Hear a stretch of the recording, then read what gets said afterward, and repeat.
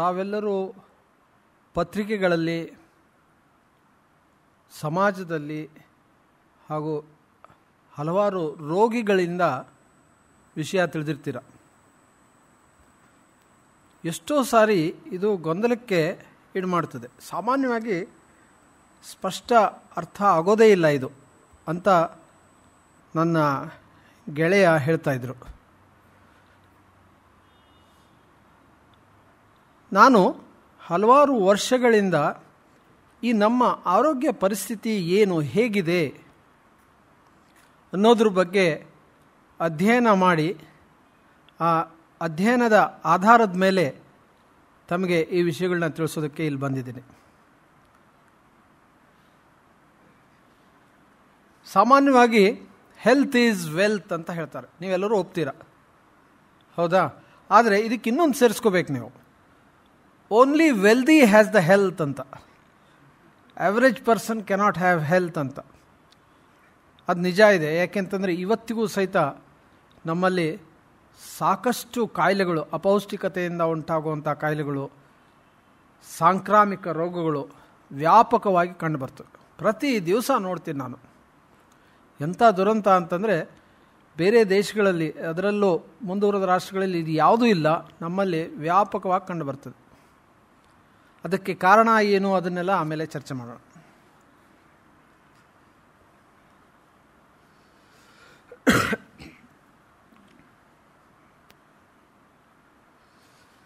ಬಹಳ ಸಲ ನಮಗೆ ಆರೋಗ್ಯ ಅಂದರೆ ಏನು ಅನ್ನೋದೇ ಸ್ಪಷ್ಟ ಇರೋದಿಲ್ಲ. ನೋಡಿ, ಮೊದಲು ಆರೋಗ್ಯ ಅನ್ನೋದನ್ನು ಏನು ಅಂತ ಹೇಳಿಬಿಟ್ಟು ಅದರ ನಂತರ ಜನರ ಆರೋಗ್ಯ ಅಂತಂದರೆ ಏನು ಅಂತ ಹೇಳಿಬಿಟ್ಟು ಮುಂದೆ ನಾನು ಚರ್ಚೆಗೆ ಮುಂದುವರಿತೇನೆ. ಆರೋಗ್ಯ ಅಂತಂದರೆ ದೈಹಿಕ, ಮಾನಸಿಕ, ಸಾಮಾಜಿಕ, ಲೈಂಗಿಕ ಸುಸ್ಥಿತಿ. ಕೇವಲ ರೋಗ ಇರೋದಲ್ಲ ಅಲ್ಲ, ರೋಗ ಇಲ್ಲದೇ ಇರ್ಬೋದು, ಆದರೂ ಸಹಿತ ಆ ಮಾನಸಿಕ ಸುಸ್ಥಿತಿ ಇಲ್ಲದೇ ಇದ್ದರೆ ಆ ವ್ಯಕ್ತಿ ಅನಾರೋಗ್ಯದಿಂದ ಬಳಲ್ತಾ ಇದ್ದಾನೆ ಅಂತಲೇ ಅರ್ಥ. ಇತ್ತೀಚೆಗೆ ನಾನು ನನ್ನ ಈ ಪ್ರಾಕ್ಟೀಸ್ನಲ್ಲಿರೋ, ನಾನು ಈ 42 ವರ್ಷ ಪ್ರಾಕ್ಟೀಸ್ ಮಾಡ್ತಾಯಿದ್ದೀನಿ, 42 ವರ್ಷದಿಂದ ಪ್ರಾಕ್ಟೀಸ್ ಮಾಡ್ತಾಯಿದ್ದೀನಿ. ಆ ಪ್ರಾಕ್ಟೀಸ್ನಲ್ಲಿರೋ ಎಕ್ಸಾಂಪಲ್ಸ್ನು ನಿಮಗೆ ಕೊಡ್ತೀನಿ. ಒಬ್ಬ ವ್ಯಕ್ತಿ 3 ತಿಂಗಳಿಂದ ನನಗೆ ಏನಾಗ್ತಾ ಇದೆ ಗೊತ್ತಾಯಿಲ್ಲ, ಎಲ್ಲ ಟೆಸ್ಟು ಮಾಡಿಸಿದ್ದೀನಿ, ಎಲ್ಲ ನಾರ್ಮಲ್ ಇದೆ, ಏನು ಅಂತ ಗೊತ್ತಾಗ್ತಾ ಇಲ್ಲ, ಸುಸ್ತಾಗ್ತದೆ, ನನಗೆ ಕೆಲಸ ಮಾಡೋಕ್ಕಾಗ್ತಾಯಿಲ್ಲ, ರಿಟೈರ್ ಆಗೋಣ ಅಂತ ಮಾಡಿದ್ದೀನಿ, ನನ್ನ ಮಗಳಿಂದ ಮದುವೆನೂ ಮಾಡಿಬಿಡ್ಬೇಕಾಗಿದೆ, ಯಾಕೆಂದರೆ ಮುಂದೆ ಏನು ನನ್ನ ಪರಿಸ್ಥಿತಿ ಹೇಗಿದೆ ಅಂತ ಗೊತ್ತಿಲ್ಲ ಅಂತ ಬಂದ. ಎಲ್ಲ ಟೆಸ್ಟ್ಗಳನ್ನೂ ಮಾಡಿಸಿದ್ದ, ಎಲ್ಲ ನಾರ್ಮಲ್ ಇತ್ತು. ಅವನ ವಯಸ್ಸು ಕೇವಲ 50. ಆ ಪರಿಸ್ಥಿತಿ ಇರಲಿಲ್ಲ, ಅಂದರೆ ಸತ್ತೋಗ್ತೀನಿ ಅಂತ ಇದ್ನಲ್ಲ, ಅದು ಪರಿಸ್ಥಿತಿ ಇರಲಿಲ್ಲ. ಬಟ್ ವ್ಯಕ್ತಿನ ಡೀಟೇಲ್ಸ್ ತೊಗೊಂಡಾಗ ಏನೂ ಕೊಡಲಿಲ್ಲ. ಆಮೇಲೆ ಅವರ ಹೆಂಡತಿ ಬಂದು ಹೇಳಿದರು ನನಗೆ, ನೋಡಿ ಡಾಕ್ಟ್ರ್, ನಿಮ್ಗೆ ಯಾವ ವಿಷಯನೂ ಹೇಳಿಲ್ಲ, ಮುಖ್ಯವಾದ ವಿಷಯನೇ ಮುಚ್ಚಿಟ್ಟಿದ್ದಾರೆ, ನೀವು ಕೇಳಲಿಲ್ಲ ಅವ್ರನ್ನ ಅಂತ. ಏನು ಅಂತ ಕೇಳಿದರೆ, ಅವ್ರ ಅಣ್ಣ ತೀರ್ಕೊಂಡು ಹೋಗಿದ್ದಾರೆ 3 ತಿಂಗಳಿಂದ, ಅದು ಕೊರಿತಾ ಇದೆ ಅವ್ರಿಗೆ, ಅದನ್ನು ವಿಷಯ ಯಾರ ಹತ್ರನೂ ಹೇಳಲ್ಲ, ಅದರಿಂದನೇ ಇವ್ರಿಗೆ ಈ ಥರ ಆಗ್ತಾಯಿದೆ ಅಂತ ಅವ್ರು ಹೇಳಿದರು ನನಗೆ. ಮುಖ್ಯವಾಗಿ ಅದೇ ಕಾರಣ ಇತ್ತು ಅವ್ರಿಗೆ. ಅದರಿಂದ ಡಿಪ್ರೆಷನ್ ಶುರುವಾಗಿತ್ತು. ಡಿಪ್ರೆಷನ್ಗೆ ಟ್ರೀಟ್ಮೆಂಟ್ ಕೊಟ್ಟೆ, 2 ತಿಂಗಳು ಟ್ರೀಟ್ಮೆಂಟ್ ಕೊಟ್ಟೆ, ಕಂಪ್ಲೀಟ್ಲಿ ರಿಕವರ್ ಆದರು. ಈಗ ಮತ್ತೆ ಕೆಲಸ ಮಾಡ್ತಾಯಿದ್ದಾರೆ. ಅಂದರೆ ಮಾನಸಿಕ, ದೈಹಿಕ, ಲೈಂಗಿಕ, ಸಾಮಾಜಿಕ ಸುಸ್ಥಿತಿ ಇರಬೇಕು. ಅಂದರೆ ಬ್ರಾಡ್ ಡೆಫಿನೇಷನ್ ಇದು. ಕಾಯಿಲೆ ಇಲ್ಲ ಅಂತಂತಂದರೆ ನಾವು ಚೆನ್ನಾಗಿದ್ದೀವಿ ಅಂತ ಅರ್ಥ ಅಲ್ಲ. ಆ ಡೆಫಿನೇಷನ್ನಲ್ಲಿ ನಾವು ಎಲ್ಲರ ಆರೋಗ್ಯನೂ ಕಾಪಾಡಬೇಕಾಗಿದೆ ಇವತ್ತು ನಮ್ಮ ದೇಶ ಅನ್ನೋದನ್ನು ನಾವು ಅರ್ಥ ಮಾಡ್ಕೊಳ್ಳೋಣ. ಎರಡನೇದು, ಇವತ್ತು ಆರೋಗ್ಯ ಅಂದ ತಕ್ಷಣ ಮತ್ತೆ ಇನ್ನೊಂದು ಡೆಫಿನೇಷನ್ ಬರ್ತದೆ. ಪ್ರಾಥಮಿಕ ಆರೋಗ್ಯ ವ್ಯವಸ್ಥೆ ಬೇಕಾ ನಮಗೆ, ದ್ವಿತೀಯ ಆರೋಗ್ಯ ವ್ಯವಸ್ಥೆ ಬೇಕಾ, ತೃತೀಯ ಆರೋಗ್ಯ ವ್ಯವಸ್ಥೆ ಬೇಕಾ, ಯಾವ ವ್ಯವಸ್ಥೆ ಬೇಕು ನಮಗೆ, ನನಗೆ ಕಾಯಿಲೆ ಬಂದಾಗ ಯಾವ ಡಾಕ್ಟ್ರ್ ಹತ್ರ ಹೋಗಲಿ? ಇದು ನಿಮಗೆಲ್ಲರಿಗೂ ಎಷ್ಟೋ ಸರಿ ಕನ್ಫ್ಯೂಷನ್ ನಡೀತದೆ. ಪ್ರಾಥಮಿಕ ಆರೋಗ್ಯ ವ್ಯವಸ್ಥೆ ಇದೆ, ದ್ವಿತೀಯ, ತೃತೀಯ ಎಲ್ಲ ಇದೆ. ಸರ್ಕಾರ ಪ್ರಾಥಮಿಕ ಆರೋಗ್ಯ ವ್ಯವಸ್ಥೆ ಮಾಡಿದೆ ಪ್ರಾಥಮಿಕ ಆರೋಗ್ಯ ಕೇಂದ್ರಗಳಲ್ಲಿ. ಆದರೆ ಇವತ್ತು 1990ರಿಂದ ದ್ವಿತೀಯ ಹಾಗೂ ತೃತೀಯ ಆರೋಗ್ಯ ವ್ಯವಸ್ಥೆಗೆ ಹೆಚ್ಚು ಒತ್ತು ಕೊಡ್ತಾ ಇದೆ, ಅದು ಖಾಸಗಿಯಾಗಿ. ಸರ್ಕಾರ ಅದ್ರ ಬಗ್ಗೆ ಹೆಚ್ಚು ಗಮನ ಕೊಡ್ತಾ ಇಲ್ಲ. ಸರ್ಕಾರ ಗಮನ ಕೊಟ್ಟಿರೋದು 1-2 ಅತ್ಯುತ್ತಮವಾದ ಸಂಸ್ಥೆಗಳಿವೆ ನಮ್ಮಲ್ಲಿ. ಜಯದೇವ ಆಸ್ಪತ್ರೆ ಅಥವಾ ಕಿಡ್ವಾಯ್ ಆಸ್ಪತ್ರೆ ಅಥವಾ ವಿಕ್ಟೋರಿಯಾ ಆಸ್ಪತ್ರೆ ಅವೆಲ್ಲ ಬಹಳ ಅತ್ಯುತ್ತಮವಾದ ಸಂಸ್ಥೆಗಳು, ಭಾಳ ಜನಕ್ಕೆ ಗೊತ್ತಿಲ್ಲ ಅದು. ಆದರೆ ಆ ಸಂಸ್ಥೆಗಳ ಜೊತೆಗೆ ಖಾಸಗಿಯಾದ ಸಂಸ್ಥೆಗಳು ಬಹಳ ಹೆಚ್ಚಿನ ಸಂಖ್ಯೆಯಲ್ಲಿವೆ. ಅಲ್ಲಿಗೆ ಹೋಗಬೇಕಾ ನಮ್ಮ ಆರೋಗ್ಯ ಸುಧಾರಿಸೋದಕ್ಕೆ? ಅದು ಒಳ್ಳೆಯದಾ ಅಂತ ಅನ್ನೋ ಪ್ರಶ್ನೆ ಬರ್ತದೆ. ಸೊ ಪ್ರಾಥಮಿಕ ಆರೋಗ್ಯ ವ್ಯವಸ್ಥೆ ಬೇಕಾ, ದ್ವಿತೀಯ ಆರೋಗ್ಯ ವ್ಯವಸ್ಥೆ ಬೇಕಾ, ತೃತೀಯ ಆರೋಗ್ಯ ವ್ಯವಸ್ಥೆ ಬೇಕಾ ಅನ್ನೋ ಕನ್ಫ್ಯೂಷನ್ ಆಗ್ತದೆ. ಇನ್ನೂ ಒಂದು ಕನ್ಫ್ಯೂಷನ್ ಇದೆ ನಮ್ಮಲ್ಲಿ. ನೋಡ್ರಿ, ಈ ಆಯುರ್ವೇದಿಕ್ ಔಷಧಿ ತೊಗೊಂಡ್ರೆ ಪೂರ್ತಿ ಕಾಯಿಲೆನೂ ಹೋಗ್ತದೆ, ಜೊತೆ ಕಾಯಿಲೆ ಬರೋದಿಲ್ಲ, ಖರ್ಚಿಲ್ಲ, ಎಂಥ ವಂಡರ್ಫುಲ್ ವ್ಯವಸ್ಥೆ ಇದೆ, ಅದನ್ನು ಬಿಟ್ಬಿಟ್ಟು ನೀವು ಸುಮ್ಮನೆ ಆಸ್ಪತ್ರೆಗೆ ಹೋಗ್ತೀರಾ ಅನ್ನೋರು ಇದ್ದಾರೆ ಇವತ್ತು. ಎಷ್ಟೋ ಸಾರಿ ಅದು ನಿಜ ಅನ್ನಿಸ್ಬಹುದು. ಆದರೆ ನಮ್ಮಲ್ಲಿ ಈ ಥರದ ಮಲ್ಟಿಪ್ಲಿಸಿಟಿ ಆಫ್ ಸಿಸ್ಟಮ್ಸ್ ಇದೆ. ಆಯುರ್ವೇದ, ಹೋಮಿಯೋಪತಿ, ಅಲೋಪತಿಕ್ ಸಿಸ್ಟಮು, ಸಿದ್ಧ, ಯುನಾನಿ, ಟಿಬೇಟಿಯನ್ ಮೆಡಿಸಿನ್, ಬೇಕಾದಷ್ಟು ವ್ಯವಸ್ಥೆ ಇದೆ. ಆ ವ್ಯವಸ್ಥೆನೂ ಎಷ್ಟೋ ಸರಿ ಜನರಿಗೆ ಕನ್ಫ್ಯೂಷನ್ ಉಂಟು ಮಾಡ್ತದೆ. ಯಾವ ವ್ಯವಸ್ಥೆ ನಾನು ಹೋಗಬೇಕು ಅಂತ. ನೀವು ಆಯುರ್ವೇದದಲ್ಲಿ ಹೋದ್ರಿ, ಇದನ್ನು ಕಂಪ್ಲೀಟ್ ಕ್ಯೂರ್ ಮಾಡಿಕೊಡ್ತೀವಿ ಅಂತ ಹೇಳ್ತಾರೆ. ಹೋಮಿಯೋಪತಿ ಹೋಗ್ರಿ, ಅವ್ರು ಹೇಳ್ತಾರೆ. ಅಲೋಪತಿಗೆ ಬನ್ನಿರಿ, ಅವ್ರು ಕ್ಯೂರ್ ಮಾಡಿಕೊಡ್ತೀವಿ ಅಂತ ಹೇಳ್ತಾರೆ. ಯಾರು ಕರೆಕ್ಟಾಗಿ ಯಾರು ಮಾಡಿಕೊಡ್ತಾರೆ ಅನ್ನೋ ಕ್ವೆಶ್ಚನ್ ಇವತ್ತಿಗೂ ಜನರಲ್ಲಿದೆ. ಆ ಸ್ಪಷ್ಟತೆ ಬರದೇ ಇರೋದ್ರಿಂದ, ಆಮೇಲೆ ಆ ಸ್ಪಷ್ಟತೆ ಬರೋದಕ್ಕೆ ಸಾಧ್ಯವೂ ಇಲ್ಲ. ಯಾಕೆಂದರೆ ಯಾರೂ ಆ ವಿಷಯನ ಚರ್ಚೆ ಮಾಡೋದು ಇಲ್ಲ. ಒಬ್ಬ ಅಲೋಪತಿಯಾಗಿ ನಾನು ನನ್ನ ಅಲೋಪತಿನೇ ಸಪೋರ್ಟ್ ಮಾಡ್ತೀನಿ, ಇದು ದೊಡ್ಡ ತಪ್ಪು. ಆ ವ್ಯವಸ್ಥೆಯೊಳಗೆ ಏನು ಸರಿ ಇದೆಯೋ ಅದನ್ನು ಎತ್ತಿ ಹಿಡಿದು ಹೇಳೋದು ಅಂತ ವ್ಯವಸ್ಥೆ ನಮ್ಮಲ್ಲಿ ಇನ್ನೂ ಬಂದಿಲ್ಲದೆ ಇರೋದ್ರಿಂದ ಈ ಥರದ ಗೊಂದಲಗಳು ಸಾಕಷ್ಟು ಆಗ್ತಾ ಇವೆ.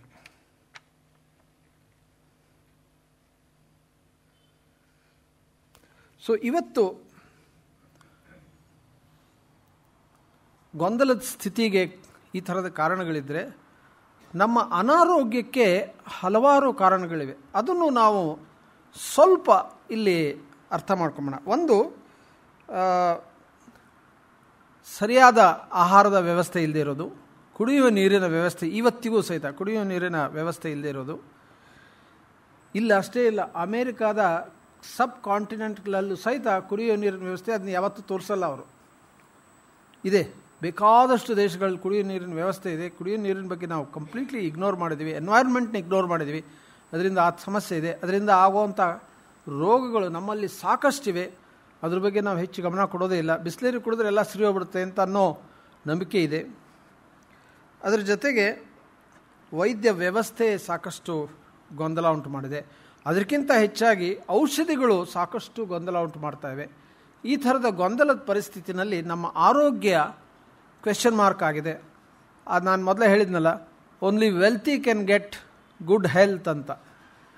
Average person finds it very difficult to get good health ಅನ್ನೋ ಪರಿಸ್ಥಿತಿ ಬಂದಿದೆ. ಆದರೆ even ordinary person can have good health. ಈ ಕೆಲವು ವಿಷಯಗಳನ್ನ ಅರ್ಥ ಮಾಡಿಕೊಂಡ್ರೆ ಸಾಧ್ಯ ಇದೆ ಅಂತ ನನಗನ್ಸುತ್ತೆ. ಅದರಿಂದ ನಾವು ಅದನ್ನು ಹೇಗೆ ಆ್ಯಸ್ ಎ ಜನಸಾಮಾನ್ಯರಾಗಿ ನೀವೇನು ಮಾಡಬೇಕು ಅನ್ನೋದನ್ನು ನಾನು ಕೊನೆಗೆ ಬರ್ತೀನಿ. ಮೊದಲು ಎಲ್ಲಿ ಯಾವ ಥರದ ಸಮಸ್ಯೆ ಇದೆ ಅದನ್ನು ಸ್ವಲ್ಪ ಅರ್ಥ ಮಾಡ್ಕೊಳ್ಳೋಣ. ಆ ಸಮಸ್ಯೆಗೆ ಪರಿಹಾರ ಏನು ಅಂತ ಅರ್ಥ ಮಾಡ್ಕೊಳ್ಳೋಣ. ಆಮೇಲೆ ಕೊನೆಗೆ ನೀವೇನು ಮಾಡ್ಬೋದು ಅಥವಾ ನಾವೆಲ್ಲರೂ ಏನು ಮಾಡ್ಬೋದು ಅನ್ನೋದನ್ನು ತಿಳ್ಕೊಂಬೋಣ. ಭಾರತದ ಆರೋಗ್ಯ ಪರಿಸ್ಥಿತಿ ಹಾಗೂ ಜನಸಾಮಾನ್ಯರು, ಇದು ಜನಸಾಮಾನ್ಯರಿಗೆ ಹೆಚ್ಚು ಇದನ್ನು ಕೊಡುವಂಥದ್ದು.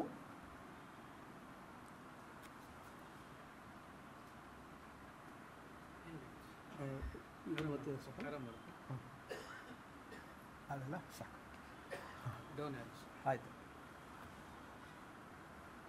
ಭಾರತದಲ್ಲಿ ಆರೋಗ್ಯ ಒಂದು ದೀರ್ಘಕಾಲದ ನಿರ್ಲಕ್ಷ್ಯ ಕಥೆಯಾಗಿದೆ. ಯಾಕೆ ಅಂತಂತಂದರೆ ನೋಡಿ, ಆರೋಗ್ಯದ ಅಂಕಿ ಅಂಶಗಳಲ್ಲಿ ಭಾರತ ಬಡ ದೇಶಕ್ಕಿಂತ ಕೆಳಗಿನ ಸ್ಥಾನದಲ್ಲಿದೆ. ಪಕ್ಕದ ಬಾಂಗ್ಲಾದೇಶ್ ಬಡ ದೇಶ, ಅಲ್ಲಿಗಿಂತ ಕಡಿಮೆ ಇದೆ. ಪಾಕಿಸ್ತಾನ ಅದಕ್ಕಿಂತ ಕಡಿಮೆ ಇದೆ. ಈ ವಿಷಯ ಯಾರೂ ಹೇಳೋದೇ ಇಲ್ಲ ನಮಗೆ. ಸರ್ಕಾರಿ ಸೇವೆಗಳ ಕೊರತೆ ಇದೆ ನಮ್ಮಲ್ಲಿ. ಪ್ರಾಥಮಿಕ ಆರೋಗ್ಯ ಕೇಂದ್ರಗಳ ಕೊರತೆ ಇದೆ. ಆದರೆ ಖಾಸಗಿ ಸೇವೆಗಳು ಬೇಕಾದಷ್ಟಿವೆ, ಅದರ ದುಬಾರಿ, ಅಲ್ಲಿ ಕೊಂಡ್ಕೊಳ್ಳೋದಕ್ಕೆ ಭಾಳ ಕಷ್ಟ ಆಗುತ್ತೆ.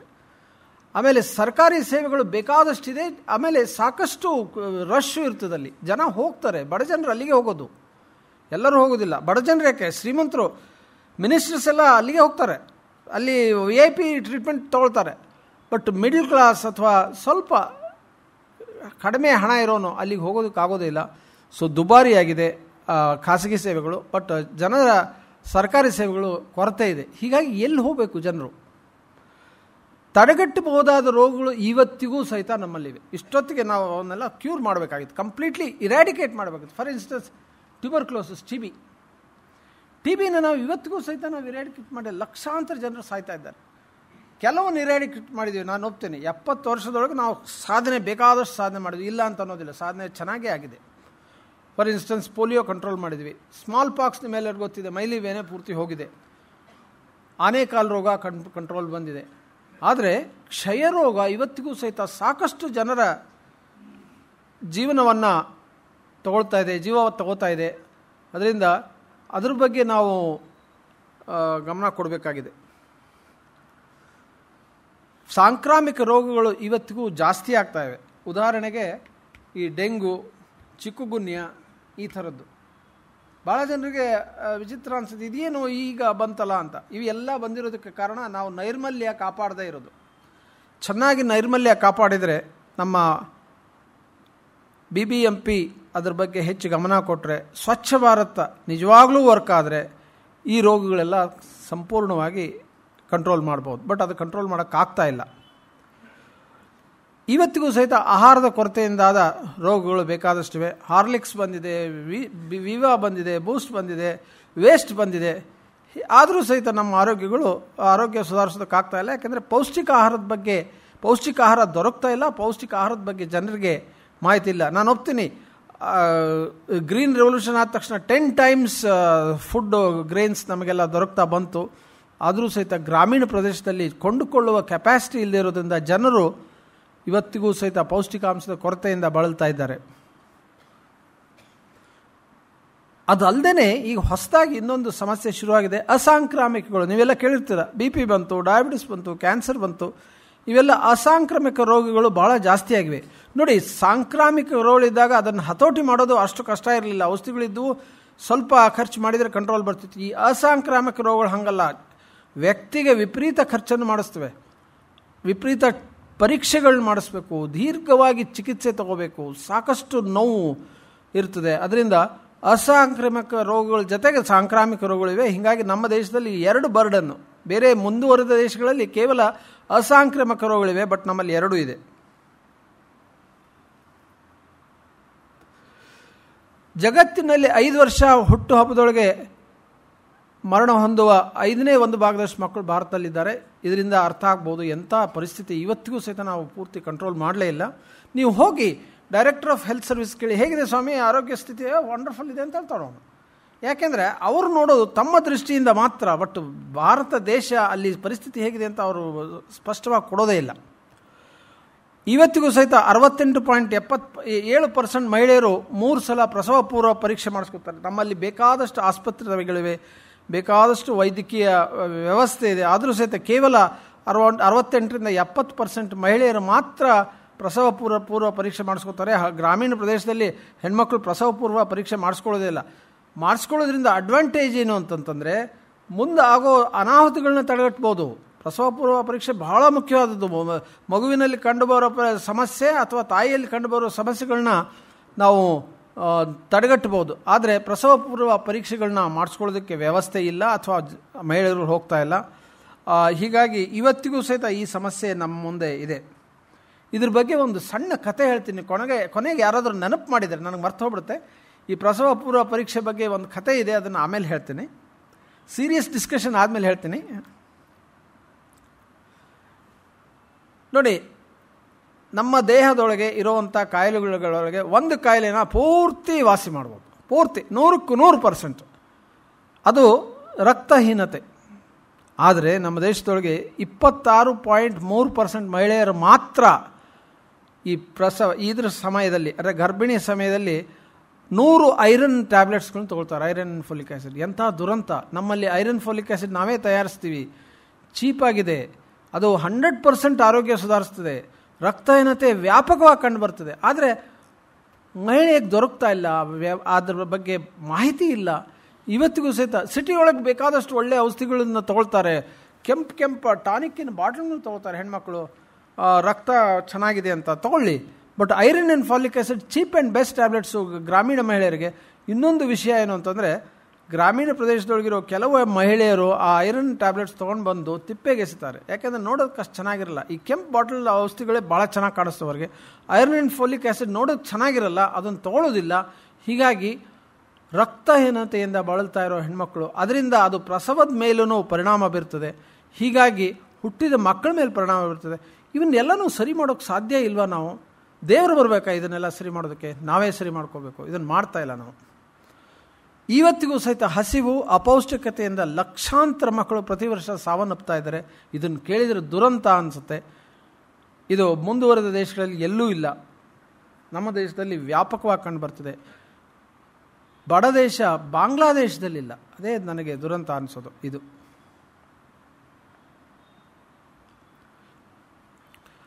ಮಕ್ಕಳು ಬೇದಿ ರೋಗ, ನಿಮೋನಿಯಾದಿಂದ ಸಾವನ್ನಪ್ತಾ ಇದ್ದಾರೆ. ಸ್ವಚ್ಛ ಕುಡಿಯುವ ನೀರು, ಶೌಚಾಲಯ, ಸಾರ್ವಜನಿಕ ಚಿಕಿತ್ಸಾ ಸೌಲಭ್ಯಗಳಿರುವುದರಿಂದ ಸಾಕಷ್ಟು ಅನಾಹುತಗಳಾಗ್ತವೆ. ಭಾರತದಲ್ಲಿ ಮಾನವ ಬೆಳವಣಿಗೆ ಸೂಚ್ಯಂಕ, ಹ್ಯೂಮನ್ ಡೆವಲಪ್ಮೆಂಟ್ ಇಂಡೆಕ್ಸ್ ಅಂತ, ಅದು 169 ದೇಶಗಳಲ್ಲಿ 119ನೇ ಸ್ಥಾನದಲ್ಲಿದೆ. ನಮ್ಮ ದೇಶ ಎಂಥ ದುರಂತ ಅಂತಂದರೆ, ಈ ಸಬ್ ಸಹಾರನ್ ಆಫ್ರಿಕನ್ ದೇಶಕ್ಕಿಂತ ಕಡಿಮೆ ಇದೆ ನಮ್ಮದು. ಈ ವಿಷಯ ಯಾರೂ ಹೇಳಲ್ಲ. ನಾವು ಹಿಂದೆ ಚಿದಂಬರಂ ಹೇಳ್ತಾ ಇದ್ರು, ನಾವು $1 ಟ್ರಿಲಿಯನ್ ಎಕಾನಮಿಗೆ ಸೇರಿದ್ದೀವಿ ನಮ್ಮ ದೇಶ ಅಂತ. ಅದು ನಿಜ, $1 ಟ್ರಿಲಿಯನ್ ಎಕಾನಮಿ ಸೇರಿದೆ. ಆದರೆ ಅನಿಮಿಯಾ ಎಷ್ಟು ವರ್ಸ್ಟ್ ಇದೆ ರೀ, ನಮ್ಮ ದೇಶದ ಹೆಣ್ಮಕ್ಕಳ ಆರೋಗ್ಯ ಎಷ್ಟು ವರ್ಸ್ಟ್ ಇದೆ ರೀ, ಮಕ್ಕಳ ಆರೋಗ್ಯ ಯಾವ ಥರ ಇದೆ ರೀ, ಅದನ್ನು ಯಾರೂ ಚರ್ಚೆ ಮಾಡೋದಿಲ್ಲ. $1 ಟ್ರಿಲಿಯನ್ ಎಕಾನಮಿಗೆ ಸೇರಿದ್ವಿ ಅಂತ ಹೇಳ್ತಾ ಇದ್ರು ಅವರು, ಚಿದಂಬರಂ. ಆ ಥರ ನಾವು ಯಾವುದು ಮುಖ್ಯವಾಗಿದೆಯೋ, ಜನಸಾಮಾನ್ಯರಿಗೆ ಯಾವುದು ಮುಖ್ಯವಾಗಿದೆಯೋ ಅದನ್ನು ತಿಳಿಸ್ಕೊಡ್ದೇನೆ ಮೋಸ ಮಾಡ್ತಾ ಇದ್ವಿ ಅಂತ ಅನ್ಸುತ್ತೆ.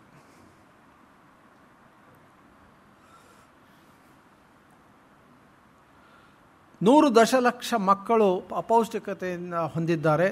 ಅವರಿಗೆ ಅಪೌಷ್ಟಿಕತೆಗೆ ಬೇಕಾಗೋ ಪೌಷ್ಟಿಕ ಆಹಾರ ನಮ್ಮಲ್ಲಿ ಸಾಕಷ್ಟು ಹೇರಳವಾಗಿ ದೊರಕುತ್ತದೆ. ಆದರೆ ಅದನ್ನು ಹೇಗೆ ಉಪಯೋಗಿಸೋದು ಅಂತ ಅನ್ನೋದು ಅವ್ರಿಗೆ ಗೊತ್ತಿಲ್ಲ, ಹೇಳಿಕೊಟ್ಟಿಲ್ಲ. ಕೇವಲ ಅರ್ಧದಷ್ಟು ಹೆರಿಗೆಗಳು ಮಾತ್ರ ಸುರಕ್ಷವಾಗಿವೆ, 52%. ಇವೆಲ್ಲ ಈ ನಾನು ಕೊಡ್ತಾ ಇರೋ ಸ್ಟೇಟ್ಮೆಂಟ್ಸ್ ಎಲ್ಲ based on national statistics, based on complete research. ಅದರಿಂದ ನೀವು ಅದ್ರ ಬಗ್ಗೆ ಗಮನ ಕೊಡಬೇಕಾಗತ್ತೆ, ಸುಮ್ಮನೆ ಹೇಳಿಕೆಗಳಲ್ಲ. ರಾಷ್ಟ್ರೀಯ ಗ್ರಾಮೀಣ ಆರೋಗ್ಯ ಅಭಿಯಾನ ಅಂತ ಒಂದು ಅಭಿಯಾನ ಇದೆ. ಅದು ಸ್ಟಾರ್ಟ್ ಆದಮೇಲೆ ಈ ಥರದ ಸ್ಟ್ಯಾಟಿಸ್ಟಿಕ್ಸ್ ಎಲ್ಲ ಬರ್ತಾ ಇದೆ. ಅದರ ಆಧಾರದ ಮೇಲೆ ನಾವು ಹೇಳ್ತಾ ಇದ್ವಿ 52% ಹೆರಿಗೆಗಳು ಅಷ್ಟು ಸುರಕ್ಷವಾಗಿಲ್ಲ, ಅದರಲ್ಲೂ ಗ್ರಾಮೀಣ ಪ್ರದೇಶದಲ್ಲಿ. ನಾನು ಮೊದಲೇ ಹೇಳಿದ್ನಲ್ಲ, ಹೆಣ್ಮಕ್ಳು ಪರೀಕ್ಷೆಗೆ ಹೋಗೋದಿಲ್ಲ, ಆಮೇಲೆ ಐರನ್ ಟ್ಯಾಬ್ಲೆಟ್ಸ್ ತೊಗೊಳ್ಳೋದಿಲ್ಲ, ಇಂಜೆಕ್ಷನ್ಸ್ ತೊಗೊಳ್ಳೋದಿಲ್ಲ, ಆಮೇಲೆ ಇವು ಜನಜಂಗುಳಿ ಇರ್ತದೆ. ಅದರೊಳಗೂ HIV ಇರೋವಂಥ ಮಹಿಳೆಯ ಕಂಡೀಷನ್ ಮಾತ್ರ ಭಾಳ ವರ್ಷ ಆಗಿದೆ. ನೀವೆಲ್ಲ ನೋಡಿರ್ಬೋದು, HIV ಮಹಿಳೆಯನ್ನು ಒಳಗೂ ಬಿಡೋದಿಲ್ಲ. ಅವಳು ಡೆಲಿವರಿ ಮಾಡಿದರೆ ಬೇರೆ ಯಾರಿಗೂ ಬರೋದಿಲ್ಲ, ಆದರೂ ಮಾಡಬೇಕು. ಆ ವೈದ್ಯರ ಸಂಕುಚಿತ ಮನೋಭಾವನೆ, HIV ಇದೆಯಲ್ಲ ಅಂತದ್ದು ಎಂಥ ದುರಂತ. ಇವತ್ತಿಗೂ ಸಹಿತ ನಾವು ಸಂಕುಚಿತ ಮನೋಭಾವನೆಯಿಂದ ಹೊರಗೆ ಬರಲಿಲ್ಲ ಅನ್ನೋದೇ ನನಗೆ ಒಂಥರದ ಬೇಸರ ಉಂಟು ಮಾಡ್ತದೆ. ಆ ಹೆಣ್ಣುಮಗಳಿಗೆ ಡೆಲಿವರಿ ಆಗೋದಿಲ್ಲ, ಗುಡ್ಡಗಾಡ ಪ್ರದೇಶದ ಹೆಣ್ಮಕ್ಳಿಗೆ ಡೆಲಿವರಿ ಆಗೋದಿಲ್ಲ, ಕಡಿಮೆ ಇನ್ಕಮ್ ಇರುವಂಥ ಹೆಣ್ಮಕ್ಳಿಗೆ ಆಗೋದಿಲ್ಲ, ಈ ಹಿಂದೆ ಜಾತಿಯ ಹೆಣ್ಮಕ್ಳಿಗೆ ಆಗೋದಿಲ್ಲ. ಎಂಥ ದುರಂತದ ಪರಿಸ್ಥಿತಿಯಲ್ಲಿದ್ದೀವಿ ಅಂತಂದರೆ ಇಲ್ಲಿ ಈ ಥರದ ಪರಿಸ್ಥಿತಿ ಈಗಲೂ ಸಹಿತ ನಮ್ಗೆ ಕಂಡು ಬರ್ತದೆ. ಹೀಗಾಗಿ ಅಸುರಕ್ಷ ಹೆರಿಗೆಗಳೇ ಜಾಸ್ತಿ ಇವೆ. ನೋಡಿ, ಭಾರತ, ಶ್ರೀಲಂಕಾ, ರಷ್ಯಾ ವೈದ್ಯರ ಸಂಖ್ಯೆ 0.7. ಭಾಳ ಸಲ ನಾವು ಏನಂತೀವಿ, ವೈದ್ಯರ ಸಂಖ್ಯೆ ಭಾಳ ಜಾಸ್ತಿ ಆಗಿದೆ. ಎಲ್ಲ ಸಿಟಿ ಒಳಗಿದ್ದಾರೆ, ಗ್ರಾಮೀಣ ಪ್ರದೇಶದೊಳಗಿಲ್ಲ. 0.7 ಇದೆ, 0.7 ಇದೆ. ರಷ್ಯಾ 4.3 ಇದೆ. ಸಾಂಸ್ಥಿಕ ಹೆರಿಗೆ 73% ಅಷ್ಟೇ. ನಮ್ಮಲ್ಲಿ ಈಗಲೂ ಸಹಿತ ಗ್ರಾಮೀಣ ಪ್ರದೇಶದೊಳಗೆ ಹೆರಿಗೆ ಮಾಡಿಸ್ತಾರೆ. ಟ್ರೈನ್ಡ್ ಆಯಾಸ್ ಇರೋದಿಲ್ಲ, ಟ್ರೈನ್ಡ್ ಹೆರಿಗೆ ಮಾಡಿಸೋರು ಇರೋದಿಲ್ಲ, ಅವರಿಂದನೇ ಆಗ್ತದೆ. ಸರ್ಕಾರಕ್ಕೆ ನಾವು ಸಾಕಷ್ಟು ಮನೆಗಳನ್ನ ಕೊಟ್ಟಿದ್ದೀವಿ. ಕೇಂದ್ರ ಸರ್ಕಾರಕ್ಕೆ ಟ್ರೈನಿಂಗ್ ಕೊಡ್ರಿ, ಅವರಿಗೆ ಅವರು ಅಲ್ಲೇ ಇರಲಿ, ಅವರಿಗೆ ಕೆಲವು ಕಿಟ್ಗಳನ್ನ ಕೊಡ್ರಿ, ಟ್ರೈನಿಂಗ್ ಕೊಟ್ಟರೆ ಅವ್ರು ಮಾಡ್ತಾರೆ. ನೀವು ಏನು MBBS ಡಾಕ್ಟ್ರನ್ನ ಅಥವಾ MD ಡಾಕ್ಟ್ರನ್ನ ಮಾಡಬೇಕಾಗಿಲ್ಲ, ಆ ಒಳ್ಳೆ ಟ್ರೈನಿಂಗ್ ಕೊಟ್ಟರೆ ಆ ಹೆಣ್ಮಕ್ಳು ಮಾಡ್ತಾರೆ. ಬಟ್ ಅದನ್ನು ಮಾಡಲೂ ಇಲ್ಲ. ಇಲ್ಲಿ ನಮ್ಮಲ್ಲಿ ಸ್ಟಾರ್ಟ್ ಮಾಡಿದ್ವಿ, ಅದನ್ನು ನಿಲ್ಲಿಸ್ಬಿಟ್ವಿ ಹಾಫ್.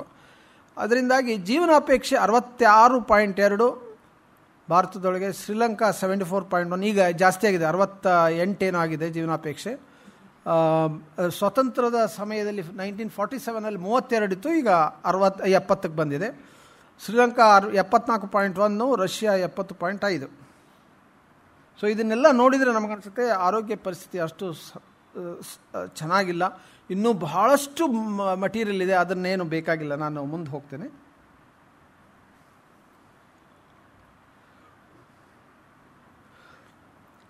ಈಗ ನಿಮ್ಮೆಲ್ಲರಿಗೂ ಗೊತ್ತಿದೆ ಚಿಕಿತ್ಸೆಗಳು ದುಬಾರಿ ಆಗ್ತಾ ಇದೆ. ಹಾಗಾದರೆ ಏನಾದ್ರು ಒಂದು ಪರಿಹಾರ ಬೇಕು. ಏನು ಪರಿಹಾರ ನೋಡಿ, ಅಮೇರಿಕಾದೊಳಗೆ ಚಿಕಿತ್ಸೆಗೆ ವಿಮೆ ತಗೊಳ್ತಾರೆ. ಹೌದಾ? ನಿಮಗೆಲ್ಲರಿಗೂ ಗೊತ್ತಿದೆ. ವಿಮೆ ಇಲ್ಲದೇ ಅಲ್ಲಿ ಚಿಕಿತ್ಸೆ ಪಡೆಯೋ ಹಾಗೆ ಇಲ್ಲ, ಆಲ್ಮೋಸ್ಟ್ 99%. ಬಟ್ ಅದ್ರ ಬಗ್ಗೆ ನಾವು ಯೋಚನೆ ಮಾಡಿದ್ದೀವಿ ಇಂಡಿಯಾದೊಳಗೆ, ಭಾಳ ವಂಡರ್ಫುಲ್ಲಾಗಿ ಯೋಚನೆ ಮಾಡಿದ್ವಿ. ಅಲ್ಲಿಗಿಂತ ಒಳ್ಳೆಯ ಸಿಸ್ಟಮ್ ಇತ್ತು ನಮ್ಮಲ್ಲಿ. ಆದರೆ ಆ ಸಿಸ್ಟಮನ್ನು ಈಗ ಹೇಗೆ ತಿರುಚಲಾಗಿದೆ ಅಂತ ಅನ್ನೋದನ್ನು. ಆರೋಗ್ಯಶ್ರೀ ಯೋಜನೆ ಬಂತು. ಆರೋಗ್ಯಶ್ರೀ ಯೋಜನೆಯೊಳಗೆ ಆಂಧ್ರದಲ್ಲಿ ಬಂತದು, 10-15 ವರ್ಷದಿಂದ ಬಂತು. ಅದರೊಳಗೆ ಸರ್ಕಾರನೇ ಪ್ರೀಮಿಯಂ ಕಟ್ಟಬೇಕು ಜನಸಾಮಾನ್ಯರಿಗೆ ಅನ್ನೋದು ಬಂತು. ಅದು ವಿಮೆ. ಈಗ ನಾವು ಹೋಗಿ ಪ್ರೀಮಿಯಂ ಕಟ್ತೀವಲ್ಲ, ಅದು ವಿಮೆ ಅಲ್ಲ, ಅದು ದರೋಡೆ. ಅದು ಈಗ ನೀವೆಲ್ಲರೂ ದರೋಡೆಗೆ ಸಪೋರ್ಟ್ ಮಾಡ್ತಾಯಿದ್ರೆ, ಯಾಕೆಂದರೆ ವಿಪರೀತ ಇದನ್ನು ಕೊಡ್ತಾಯಿದ್ದಾರೆ. ನೀವು ಏನೋ ಪ್ರೀಮಿಯಂ ಕಟ್ತಾಯಿದ್ರೆ. ನಿಜವಾದ ವಿಮೆ ಅಂತಂತಂದರೆ ಸರ್ಕಾರ ಕಟ್ಟುವಂಥ ವಿಮೆ ಇದ್ರೆ ಮಾತ್ರ ಅದು. ಈಗ ಇನ್ನೊಂದು ಬಂದಿದೆ, ಸರ್ಕಾರ ಕಟ್ಟುವಂಥದ್ದೇ ಬಂದಿದೆ, ಅದನ್ನು ಹೇಳ್ತೀನಿ. ಅದು ಯಾವ ರೀತಿ ಅಂತ. ಆರೋಗ್ಯಶ್ರೀ ಬಂತು, RSBY ಅಂತ ಬಂತು. ಅವು ಎರಡೂ ಸರ್ಕಾರನೇ ಕಟ್ತಾಯಿತ್ತು. ಜನರು ಕಟ್ಟೋದಾದರೆ ಅದೇನು ವಿಮೆ ಆಗೋದೇ ಇಲ್ಲ, ಅದು ವಿಪರೀತ ಪ್ರೀಮಿಯಂ ತೊಗೊಳ್ತಾರೆ. ಆಮೇಲೆ ಲೇಟಾಗಿ ಹೋದರೆ ಪ್ರೀಮಿಯಂ ವಿಪರೀತ ಜಾಸ್ತಿ ಇರ್ತದೆ. ಸೊ ನಾನು ಭಾಳ ಜನ ಕೇಳ್ತಾರೆ, ನೀವು ವಿಮೆ ತೊಗೊಂಡಿದ್ದು. ನಾನು ಯಾವುದೂ ವಿಮೆ ತೊಗೊಂಡಿಲ್ಲಪ್ಪ, ನಾನು ವಿಮೆ ಕಟ್ಟೋದ್ರ ಬದಲು ನಾನು ಬ್ಯಾಂಕ್ನಾಗ ಇಟ್ಕೊಂಡಿರ್ತೀನಿ, ಎಮರ್ಜೆನ್ಸಿ ಬಂದರೆ ಖರ್ಚು ಮಾಡ್ಕೋತೀನಿ. ವಿಮೆ ಅವರು ದುಡ್ಡು ಹೊಡಿತಾರೆ, ಭಾಳ ಜನಕ್ಕೆ ಗೊತ್ತಿಲ್ಲ. ವಿಮಾ ಕಂಪ್ನಿಗಳು ಭಾಳ ದುಡ್ಡು ಹೊಡಿತವೆ. ಎಲ್ಲ ಪ್ರೈವೇಟ್ ವಿಮಾ ಕಂಪ್ನಿಗಳು ವಿಪರೀತ ದುಡ್ಡು ಹೊಡಿತವೆ. ಅದನ್ನು ಲೆಕ್ಕ ಇಟ್ಕೊಳ್ಳಿ. ಈಗ ಮೊನ್ನೆ ಕ್ರಾಪ್ ಇನ್ಶೂರೆನ್ಸ್ ಬಗ್ಗೆ ಬಂತು. 250 ಕೋಟಿ ರೂಪಾಯಿನಷ್ಟು ವಿಮೆ ಹಣಗಳನ್ನ ಜನರಿಗೆ ಕೊಡದೇ ಮೋಸ ಮಾಡಿದ್ದಾರೆ. ಅಗ್ರಿಕಲ್ಚರ್ ನಾನು ಮಾತಾಡಲ್ಲ, ಭಾಳಷ್ಟು ಇನ್ಫಾರ್ಮೇಷನ್ ಇದೆ. ಆದರೆ ಇತ್ತೀಚೆಗೆ ಈ ಥರ ದುಬಾರಿ ಆಗ್ತಾಯಿದೆ, ಜನಕ್ಕೆ ವಿಮೆ ಕೊಡಬೇಕು ಅಂತನ್ನೋದು ಸರ್ಕಾರಕ್ಕೆ ಬಂತು. ವಂಡರ್ಫುಲ್, ಭಾಳ ಒಳ್ಳೆಯ ಐಡಿಯಾ ಅದು. ಸರ್ಕಾರ ವಿಮೆ ಕೊಡಬೇಕು ಅಂತನ್ನೋದಾದರೆ ನಾನು ಅದನ್ನು ಒಪ್ತೇನೆ. ಆಯುಷ್ಮಾನ್ ಭಾರತ್ ಅಂಥೇಳಿ ಒಂದು ಶುರುವಾಗಿದೆ, ನಿಮಗೆಲ್ಲರಿಗೂ ಗೊತ್ತಿದೆ. ಅದರೊಳಗೆ 50 ಕೋಟಿ ಜನಕ್ಕೆ ವಿಮೆ ಕಟ್ತದೆ ಸರ್ಕಾರ. ಭಾಳ ವಂಡರ್ಫುಲ್, ಅದ್ಭುತವಾಗಿದೆ. 50 ಕೋಟಿ ಜನಕ್ಕೆ ವಿಮೆ ಕೊಡ್ತಾರಂತಂದ್ರೆ ಎನಿ ಸಾಮಾನ್ಯ ಪ್ರಾಬ್ಲಮ್ ಇದ್ದರೂ ದೊಡ್ಡ ಪ್ರಾಬ್ಲಮ್ ಇದ್ರೂ ಹೋಗ್ಬೋದು. ಅದು ನಮಗೆ ಕೇಳಿ ಭಾಳ ಸಂತೋಷ ಆಯಿತು. ನಾನು ಎಲ್ಲ ಇನ್ಫಾರ್ಮೇಷನ್ ತರಿಸಿ ಓದಿದೆ.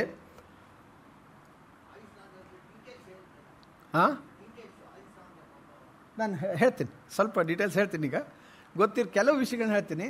ಆಯುಷ್ಮಾನ್ ಭಾರತ್ ನಿಮ್ಮ ಯಾವುದೇ ಸಮಸ್ಯೆಗೆ ನೀವು ಯಾವುದೇ ಆಸ್ಪತ್ರೆಗೆ ಹೋಗಿ ರಿಜಿಸ್ಟರ್ ಮಾಡಿಸ್ಬೇಕು. ಮೊದಲೇ ಮಾಡಿಸದೇ ಇದ್ರೂ ಪರವಾಗಿಲ್ಲ, ಸರ್ಕಾರ ಒಂದು ಲೆಟರು ಕಳಿಸಿದೆ, ಬಂದಿದೆಯೋ ಇನ್ನು ನಿಮ್ಮೆಲ್ಲರಿಗೂ.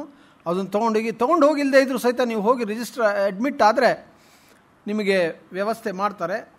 5 ಲಕ್ಷ ರೂಪಾಯಿ ತನಕ ಖರ್ಚು ಮಾಡ್ತದೆ ಸರ್ಕಾರ. ಅಕಸ್ಮಾತಾಗಿ ಅದಕ್ಕಿಂತ ಜಾಸ್ತಿ ಆದರೆ ಇನ್ನೂ 50,000 ಏನೋ ಕೊಡ್ತಾರೆ. ಈ ಥರದ ವ್ಯವಸ್ಥೆ ಇದೆ. ಒಂದು ವಂಡರ್ಫುಲ್, ಅದ್ಭುತವಾದ ವ್ಯವಸ್ಥೆ ಇದೆ, ಅದರೊಳಗೇನಿಲ್ಲ.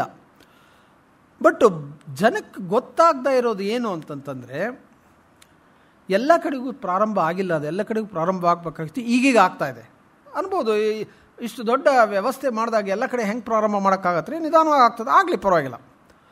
ಯಾಕೆ ಪ್ರಾರಂಭ ಆಗಿಲ್ಲ ಅಂತಂದರೆ, ಪ್ರಾರಂಭದಲ್ಲಿ ಆಯುಷ್ಮಾನ್ ಭಾರತ್ಗೆ 2,000 ಕೋಟಿ ರೂಪಾಯಿ ಇನ್ವೆಸ್ಟ್ ಮಾಡಿದರು. 2,000 ಕೋಟಿ ಅಂದರೆ ಇಟ್ಸ್ ಎ ಪಿಟನ್ಸ್, ಭಾಳ ಕಡಿಮೆ ಹಣ. ಒಂದು 6 ತಿಂಗಳೊಳಗೆ 10,000 ಕೋಟಿನ ಅನೌನ್ಸ್ ಮಾಡಿದರು. ಬಟ್ ಆರ್ಥಿಕ ತಜ್ಞರನ್ನು ಕೇಳಿದಾಗ, ಅಥವಾ ಆರ್ಥಿಕ ತಜ್ಞರ ಅಂದಾಜನ್ನು ಕೇಳಿದಾಗ, ಈ ಕಾರ್ಯಕ್ರಮಕ್ಕೆ ಕನಿಷ್ಠ 1,25,000 ಕೋಟಿ ರೂಪಾಯಿ ಬೇಕಾಗ್ತದೆ.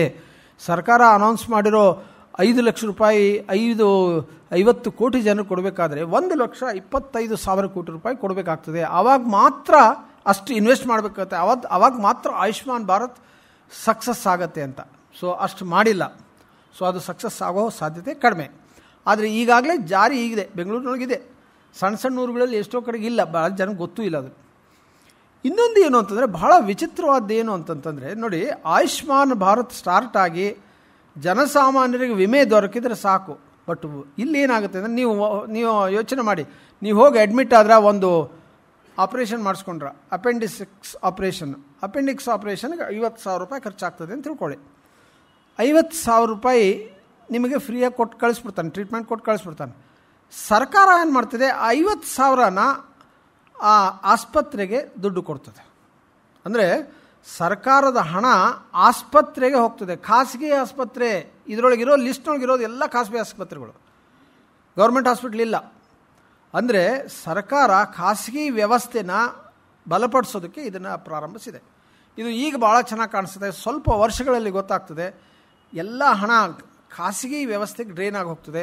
ಸರ್ಕಾರಿ ವ್ಯವಸ್ಥೆ ಇವತ್ತು ಒಳ್ಳೆಯ ಸರ್ಕಾರಿ ಆಸ್ಪತ್ರೆಗಳಿವೆ, ಅದಕ್ಕೆ ಇದನ್ನು ಮಾಡಿದರೆ ಚೆನ್ನಾಗಿರ್ತಿತ್ತು. ಅವ್ರಿಗೆ ಹೇಳೋದೇನು ಅಂತಂದರೆ ಇಲ್ಲಿ ರಶ್ ಇರ್ತದೆ, ಹಿಂಗಾಗಲ್ಲ ಅಂತ. ಅದು ನಿಜ. ಬಟ್ ಖಾಸಗಿ ಇವತ್ತು ನಮ್ಮ ಭಾಳ ಸರಿ ಹೇಳ್ತಾರೆ, ಏನು ರೀ ನೀವು ಹೇಳ್ತೀರಾ ಜಯದೇವ ಹೋಗಿ ಅಂತ, ಅಲ್ಲಿ ಹೋದರೆ 2 ದಿವಸ ಬೇಕು ಅಂತ. ನಾನು ಒಪ್ತೀನಿ. ಬೆಂಗಳೂರಿಗೆ 5 ಜಯದೇವ ಬೇಕು, ತೆಗಿರಿ, 5 ಜಯದೇವ ತೆಗಿರಿ, ಸರ್ಕಾರ ತೆಗಿಬೇಕು ಅದನ್ನು. 5 ಆಸ್ಪತ್ರೆ ಬೇಕು, ಯಾವುದೋ ಕ್ಯಾನ್ಸರ್ ಆಸ್ಪತ್ರೆ 5 ತೆಗಿರಿ. ಇಲ್ಲಿ ಖಾಸಗಿ ಆಸ್ಪತ್ರೆಗೆ ದುಡ್ಡು ಕೊಡ್ತಾ ಇದ್ರಲ್ಲ ಅದನ್ನು ನಿಲ್ಲಿಸಿ, 5 ತೆಗಿರಿ.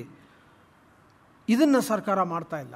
ಅಂದರೆ ಖಾಸಗೀಕರಣ ಶುರುವಾಗಿದೆ, ಅದರಿಂದ ಎಲ್ಲ ಹಣ ಖಾಸಗಿ ಆಸ್ಪತ್ರೆಗೆ ಹೋಗ್ತಾ ಇದೆ. ನಮಗೆ ನಿಮಗೆ ಈಗ ಪರವಾಗಿಲ್ಲ, ಮುಂದೆ ಹೇಗೆ ಖಂಡಿತ ಸಿಚುವೇಶನ್ ವರ್ಸ್ಟ್ ಆಗ್ತದೆ. ಆವಾಗ ಕೈ ಎತ್ತುತ್ತಾರೆ ನಮ್ಮ ಹತ್ರ ಅದು ಹಣ ಇಲ್ಲ ಅಂತ. ಇನ್ನೊಂದೇನು ಅಂತಂತಂದರೆ ಖಾಸಗಿ ವ್ಯವಸ್ಥೆಯೊಳಗೆ ಸಪೋಸ್ ನಿಮಗೆ ತಲೆನೋವು ಇದೆ ಅಂತ ತಿಳ್ಕೊಳ್ಳಿ, ಮೈಗ್ರೇನ್ ತಲೆನೋವು ಬಂತು ಅಂತಂದರೆ ನನ್ನ ಹತ್ರ ಯಾವುದೇ ರೋಗಿ 20-25 ವರ್ಷದ ರೋಗಿ ಬಂದರೆ 5 ಮಿನಿಟ್ನೊಳಗೆ ಅವನ ಜೊತೆಗೆ ಮಾತಾಡಿ ಅವನ ಕಾಯಿಲೆ ಕಂಡುಹಿಡಿದು ಟ್ರೀಟ್ಮೆಂಟ್ ಬರೆದು ಕಳಿಸ್ತೀನಿ. ಎಷ್ಟಾಗುತ್ತೆ ಅದಕ್ಕೆ? ನನ್ನ ಚಾರ್ಜ್ 200 ರೂಪಾಯಿ ಅಷ್ಟೇ. ಆಮೇಲೆ ಯಾವ ಟೆಸ್ಟು ಬರೆದು ಕೊಡೋಲ್ಲ, ಬೇಕಾಗೇ ಇಲ್ಲ. ಬಟ್ ಇದೇ ರೋಗಿ ನನ್ನ ಹತ್ರ ಬರೋದ್ರ ಬದಲು ಇದಕ್ಕೆ ಹೋದರೆ, ಯಾವುದೋ ಆಸ್ಪತ್ರೆಗೆ ಹೋದರೆ ಕನಿಷ್ಠ 10,000 ರೂಪಾಯಿ ಖರ್ಚು ಮಾಡಿಸ್ತಾರೆ ಅವ್ರಿಗೆ. ಅನಗತ್ಯ ಪರೀಕ್ಷೆಗಳು, ಅನಗತ್ಯ ಚಿಕಿತ್ಸೆಗಳು. ಮೈಗ್ರೇನ್ಗೆ ನ್ಯೂರಾಲಜಿಸ್ಟೇ ಬರ್ಕೊಡ್ತಾನೆ ಇದನ್ನು. ಯಾಕೆ ಅಂತಂದರೆ ಅವರ ಪದ್ಧತಿ ಹೇಗಿದೆ ಅಂತಂದರೆ ಲಾಜಿಕ್. ನನ್ನ ಪದ್ಧತಿ ಏನಂದರೆ ಲಾಜಿಕ್ ಫಸ್ಟ್, ಲ್ಯಾಬಾರೆಟರಿ ಲಾಸ್ಟ್. ಬಟ್ ಅವ್ರದ್ದು ಹೇಗೆ ಅಂತಂದರೆ ಆಸ್ಪತ್ರೆಯವ್ರದ್ದು ಲ್ಯಾಬಾರೆಟರಿ ಫಸ್ಟ್, ಲಾಜಿಕ್ ಲಾಸ್ಟ್. ಸೊ ಅವ್ರೇನು ಮಾಡಿಬಿಡ್ತಾರೆ, ಎಲ್ಲ ಟೆಸ್ಟ್ಗಳು ಮಾಡಿಸ್ಬಿಡ್ತಾರೆ. ಒಂದು CT ಸ್ಕ್ಯಾನ್ ಮಾಡಿಸ್ತಾರೆ. CT ಸ್ಕ್ಯಾನ್ ಏನು ರೀ, ಈಗಿನ ದಿವಸದಲ್ಲಿ CT ಸ್ಕ್ಯಾನಲ್ಲಿ ಹಳೇದಾಯಿತು, MRI ಸ್ಕ್ಯಾನ್ ಮಾಡಿಸ್ರಿ ಅಂತದ್ದು. MRI ಸ್ಕ್ಯಾನ್ 6-8 ರೂಪಾಯಿ, ಬೇರೆ ಟ್ರೀಟ್ಮೆಂಟ್ ಎಲ್ಲ. ಹೀಗಾಗಿ ಅನಗತ್ಯ ಪರೀಕ್ಷೆ ಚಿಕಿತ್ಸೆಗಳಾಗ್ತವೆ ಈ ಖಾಸಗಿ ಆಸ್ಪತ್ರೆಗೆ ಹೋದರೆ. ಹೀಗಾಗಿ ಬೆಲೆ ಜಾಸ್ತಿ ಆಗ್ತದೆ. ಸೊ ನಿಮ್ಮ 5 ಲಕ್ಷ ರೂಪಾಯಿ ನಿಮಗೇನೋ ಸರ್ಕಾರ ಕೊಡಬೇಕಂತ ಹಿಂಗೆ ಡ್ರೈನ್ ಆಗಿ ಹೋಗ್ತದೆ. ಕೊನೆಗೆ ನಿಮ್ಮ ಹತ್ರ ಹಣ ಇರೋದಿಲ್ಲ, ಇಲ್ಲ ಎಲ್ಲ ಮುಗಿದೋಗಿದೆ, ನೀವೇ ಖರ್ಚು ಮಾಡಬೇಕು ಅಂತಾರೆ. ಅಂದರೆ ಇದು ವ್ಯವಸ್ಥೆ ಸರಿ ಇಲ್ಲದಿರೋ ವ್ಯವಸ್ಥೆನ ಕಣ್ಣಿಗೆ ಮಣ್ಣು ಎರಚೋ ಹಾಗೆ ತಂದಿದ್ದಾರೆ. ಇನ್ನೂ 1,25,000 ಕೋಟಿ ಕೊಟ್ಟಿಲ್ಲ ಸರ್ಕಾರ, ಕೇಂದ್ರ ಸರ್ಕಾರ ಅಷ್ಟು ದುಡ್ಡು ಕೊಟ್ಟಿಲ್ಲ. ಅದೇನೇ ಇರಲಿ, ಅಂದರೆ ಇವತ್ತು ವಿಮೆ ಯೋಜನೆಯನ್ನು ಎಂಥ ಚೆನ್ನಾಗಿರೋ ವಿಮೆ ಯೋಜನೆ, ಅದ್ರ ನಾನು ಒಪ್ತೀನಿ, ಹಳೆಯ ವಿಮೆ ಯೋಜನೆ ಎಲ್ಲ ಕಡೆಗೂ ಬಂದಿರಲಿಲ್ಲ. ಬಟ್ ಅದು ಬಂದಿದ್ದರೆ ಭಾಳ ಚೆನ್ನಾಗಾಗ್ತಿತ್ತು. ಬಟ್ ಅದ್ರ ಬಗ್ಗೆ ಜನಕ್ಕೂ ಗೊತ್ತಿಲ್ಲ, ಯಾರೂ ಪ್ರೆಷರ್ ಹಾಕ್ತಾನೇ ಇಲ್ಲ. ಒಬ್ಬರೂ ಅದ್ರ ಬಗ್ಗೆ ಯಾರೂ ಬರೆಯೋಕ್ಕೆ ಸಾಧ್ಯನೇ ಇಲ್ಲ. ಯಾಕೆಂದರೆ ವ್ಯವಸ್ಥೆ ಆಗಿದೆ, ನಾವು ಯಾರಿಗೂ ಹೇಳಲೇ ಇಲ್ಲ. ಯಾವುದು ಬೇಡವೋ ನಮಗೆ ಚರ್ಚೆಗೆ, ಅದು ಬೇಕಾದಷ್ಟು ಚರ್ಚೆಗಳಾಗ್ತಾಯಿದೆ. ಯಾವುದು ಬೇಕೋ ಅದು ಚರ್ಚೆ ಆಗೋದಿಲ್ಲ. ಇಂಥಲ್ಲಿ ಆಗ್ತದೆ. ಆದರೆ ಇಲ್ಲಿ ಬಂದವರು ಕೆಲವು ವಿಷಯಗಳನ್ನ ತಿಳ್ಕೊಂಡು ಹೋಗ್ತಾರೆ. ಬಟ್ ಚರ್ಚೆ ಮಾಡೋಷ್ಟು, ಅಂದರೆ ಪತ್ರಿಕೆಗಳಲ್ಲಿ ಬರೋಷ್ಟು, ಚರ್ಚೆಗಳು ನಡೆಯೋಷ್ಟು ಆಗ್ತಾಯಿಲ್ಲ. ಹೀಗಾಗಿ ಈ ವ್ಯವಸ್ಥೆ ಕುಂಠಿತ ನಡೀತಾ ಇದೆ. ಸೊ ಇವತ್ತು ಆರೋಗ್ಯಶ್ರೀ ಮತ್ತು RSBYಗಳನ್ನ ತೆಗೆದು ಹಾಕಿದ್ದಾರೆ. ಯಾಕೆಂದರೆ ನಾವು ಹೊಸದು ಶುರು ಮಾಡಿದ್ದೀವಲ್ಲ, ಆಯುಷ್ಮಾನ್ ಭಾರತ್ ಹೆಸರು ಮಾತ್ರ ವಂಡರ್ಫುಲ್ ಹೆಸರು, ಮಹಾಭಾರತಕ್ಕೆ ಸೇರಿದ ಹೆಸರದು. ನಮ್ಮಲ್ಲಿ ಮಹಾಭಾರತ ರಾಮಾಯಣಕ್ಕೆ ಸೇರಿಸ್ಬಿಟ್ರೆ ಏನೋ ಸ್ಪೆಷಲ್ ಅಂತ ತಿಳ್ಕೊಂಡ್ಬಿಡ್ತೀವಿ. ಸ್ಪೆಷಲ್ ಆಗಿದೆ ಅದು ನಿಜ, ಆದರೆ ಅದನ್ನು ನಿಜವಾಗ್ಲೂ ನಾವು ಇದನ್ನು ಆಚರಿಸ್ತಾ ಇದ್ದೀವಾ ಅನ್ನೋದು ಬಹಳ ಇಂಪಾರ್ಟೆಂಟು. ಇನ್ನೊಂದು ತಮ್ಮೆಲ್ಲರಿಗೂ ಗೊತ್ತಿದೆ, ಒಂದು ಒಳ್ಳೆಯ ವ್ಯವಸ್ಥೆ ಶುರುವಾಗಿದೆ, ಅದರ ಲಾಭ ಪಡಿತಾ ಇದ್ದಾರೆ ಕೆಲವರು. ಯಾವುದು ಅಂತಂದರೆ ಜನೌಷಧಿ ಯೋಜನೆ. ಯಾರಾದರೂ ಹೋಗ್ತಾ ಇದ್ದೀರಾ ಜನೌಷಧಿ ಅಂಗಡಿಗಳಿಗೆ? ಹೋಗ್ತಾ ಇದ್ದಾರೆ. ಹಾಂ,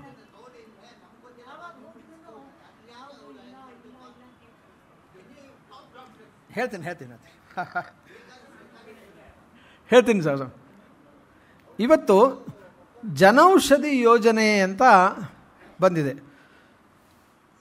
2010ನೇ ಇಸ್ವಿನಲ್ಲಿ ಈ ಜನೌಷಧಿಗಳು ಅಥವಾ ಜನಾರೋಗ್ಯ ಇದು ಜನರಿಕ್ ಔಷಧಿಗಳು ಅನ್ನೋದ್ರ ಬಗ್ಗೆ ಒಂದು ಬುಕ್ ಬರೆದೆ ನಾನು.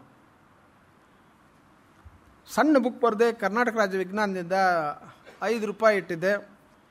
ಎಲ್ಲ ಸೇಲ್ ಆಯಿತು, ಎಲ್ಲರೂ ಓದಿದರು. ಬಟ್ ಯಾರೂ ಅದನ್ನು ಎಲ್ಲಿ ಸಿಗ್ತದೆ ಅಂತ ಅವಾಗ ಸಿಗ್ತಿರ್ಲಿಲ್ಲ. ಈಗ ಸಿಗ್ತಾ ಇದೆ. ಈಗ ಕೇಳ್ತಾ ಇದ್ದಾರೆ ಇನ್ನೊಂದು ಪ್ರಿಂಟ್ ಮಾಡಿರಿ ಅಂತ ನನಗೆ ಮಾಡೋಕ್ಕಾಗ್ತಾ ಇಲ್ಲ. ಇರಲಿ. ಈ ಜನೌಷಧಿ ಯೋಜನೆ ಅನ್ನೋದು ಒಂದು ಬಹಳ ಅದ್ಭುತವಾದ ಯೋಜನೆ. ಭಾರತ ಸರ್ಕಾರ 2008 ಶುರು ಮಾಡಿತ್ತದನ್ನು, ಈಗ ಜಾರಿಯಲ್ಲಿದೆ. ನೀವು ಕೇಳ್ತಾ ಇರೋದು ಭಾಳ ಒಳ್ಳೆ ಪ್ರಶ್ನೆ ಕೇಳ್ತಾ ಇದ್ದೀರ. ಆ ಜನೌಷಧಿ ಯೋಜನೆಯಲ್ಲಿ ಕೇವಲ 300 ಚಿಲ್ಲರೆ ಔಷಧಿಗಳು ದೊರಕ್ತಾ ಇದೆ. ಎಲ್ಲ ಔಷಧಿಗಳು ದೊರಕ್ತಾ ಇಲ್ಲ. ಎಲ್ಲ ಔಷಧಿಗಳು ದೊರಕೋ ಹಂಗೆ ಮಾಡ್ಬೋದು ಸರ್ಕಾರ ಜವಾಬ್ದಾರಿ ತೊಗೊಂಡ್ರೆ. ಎರಡನೇ ಪಾಯಿಂಟ್ ಏನು ಅಂತಂದರೆ, ಆ ಜನೌಷಧಿ ಸಿಗ್ತದಲ್ಲ, ಜನರಿಕ್ ಮೆಡಿಸಿನ್ಸ್ ಎಲ್ಲನೂ ಈ ಬ್ರ್ಯಾಂಡೆಡ್ ಮೆಡಿಸಿನ್ಸ್ ಥರನೇ ಇವೆ, ಅದಕ್ಕೂ ಏನೂ ವ್ಯತ್ಯಾಸ ಇಲ್ಲ, ಅಷ್ಟೇ ಪರಿಣಾಮಕಾರಿ. ಕೆಲವರು ಹೇಳ್ತಾರೆ, ನೀವು ಹಂಗಂತೀರ ಅಷ್ಟೇ ಪರಿಣಾಮಕಾರಿ. ನಾನು ಉಪಯೋಗಿಸಿದೆ ಸ್ವಾಮಿ, ತಲೆನೋವಿಗೆ ಕಡಿಮೆನೇ ಆಗಲಿಲ್ಲ. ಒಂದು ಸರಿ ಉಪಯೋಗಿಸಿದಾಗ ಅದು ಕಡಿಮೆ ಆಗಲಿಲ್ಲ ಅಂತಂದರೆ ಬೇರೆ ಕಾರಣ ಇರ್ಬೋದು ತಲೆನೋವಿಗೆ. ಅದರಿಂದ ನಿರಂತರವಾಗಿ ಯೂಸ್ ಮಾಡಿ ನೋಡಿ. ಅದನ್ನು ವಿಶ್ವ ಆರೋಗ್ಯ ಸಂಸ್ಥೆನೇ ಉಪಯೋಗಿಸಿದೆ. ಇನ್ನೊಂದು ಭಾಳ ವಿಚಿತ್ರವಾದ್ದೇನು ಅಂತಂದರೆ, ಜನರಿಕ್ ಔಷಧಿಗಳನ್ನ ನಾವು 140 ದೇಶಕ್ಕೆ ರಫ್ತು ಮಾಡ್ತೀವಿ ಇಂಡಿಯಾದಿಂದ. ಅದರೊಳಗೆ ಲಾರ್ಜೆಸ್ಟ್ ರಫ್ತು ಅಮೇರಿಕಾಗೆ, ಇನ್ನೊಂದು ಫ್ರಾನ್ಸ್ಗೆ. ಅಮೇರಿಕಾನೇ ಕೊಂಡ್ಕೋತದೆ ಇಂಡಿಯನ್ ಜನರಿಕ್, ಚೀಪ್ ಜನರಿಕ್ನ. ಅಂದರೆ ಅದರಿಂದ ಅರ್ಥ ಮಾಡ್ಕೋಬೋದು. ಈ ವಿಷಯ ಯಾರು ಹೇಳೋದಿಲ್ಲ. ಅದರಿಂದ ಆ ಜನರಿಕ್ ಔಷಧಿಗಳು ಪರಿಣಾಮಕಾರಿ ಔಷಧಿಗಳು ನೀವು ಹೇಳ್ದಂಗೆ ಅದು ಸಿಗ್ತಾ ಇಲ್ಲ. ಸಿಗೋಂಗೆ ಮಾಡಬೇಕಾಗಿರೋದು ಸರ್ಕಾರ. ಬಟ್ ನಾನು ಆ ಪಾಯಿಂಟ್ ಬೇಕಾಗಿರಲಿಲ್ಲ, ಇದು ಎಲ್ಲರಿಗೂ ಗೊತ್ತಿದೆ. ಈಗ ಇನ್ನೊಂದು ವಿಷಯ ಹೇಳ್ತೀನಿ, ಅದು ಮುಂದೆ ಬರ್ತದೆ, ಅದನ್ನು ವಾಚ್ ಮಾಡಿ, ಅದನ್ನು ತಡೆಗಟ್ಟಬಹುದು, ನಿಮ್ಮ ಕೈನಲ್ಲಿದೆ. ಏನು ಅಂದರೆ, ಈಗ ಜನೌಷಧಿ ಯೋಜನೆಯನ್ನು ತೆಗೆದುಹಾಕಲಾಗಿದೆ. ಇನ್ನೊಂದು ಸ್ವಲ್ಪ ದಿವಸದೊಳಗೆ ಇರೋ ಅಷ್ಟು ಹಳೆಯ ಔಷಧಿಗಳು ಸಿಗ್ತವೆ, ಆಮೇಲೆ ನಿಂತು ಹೋಗ್ತದೆ.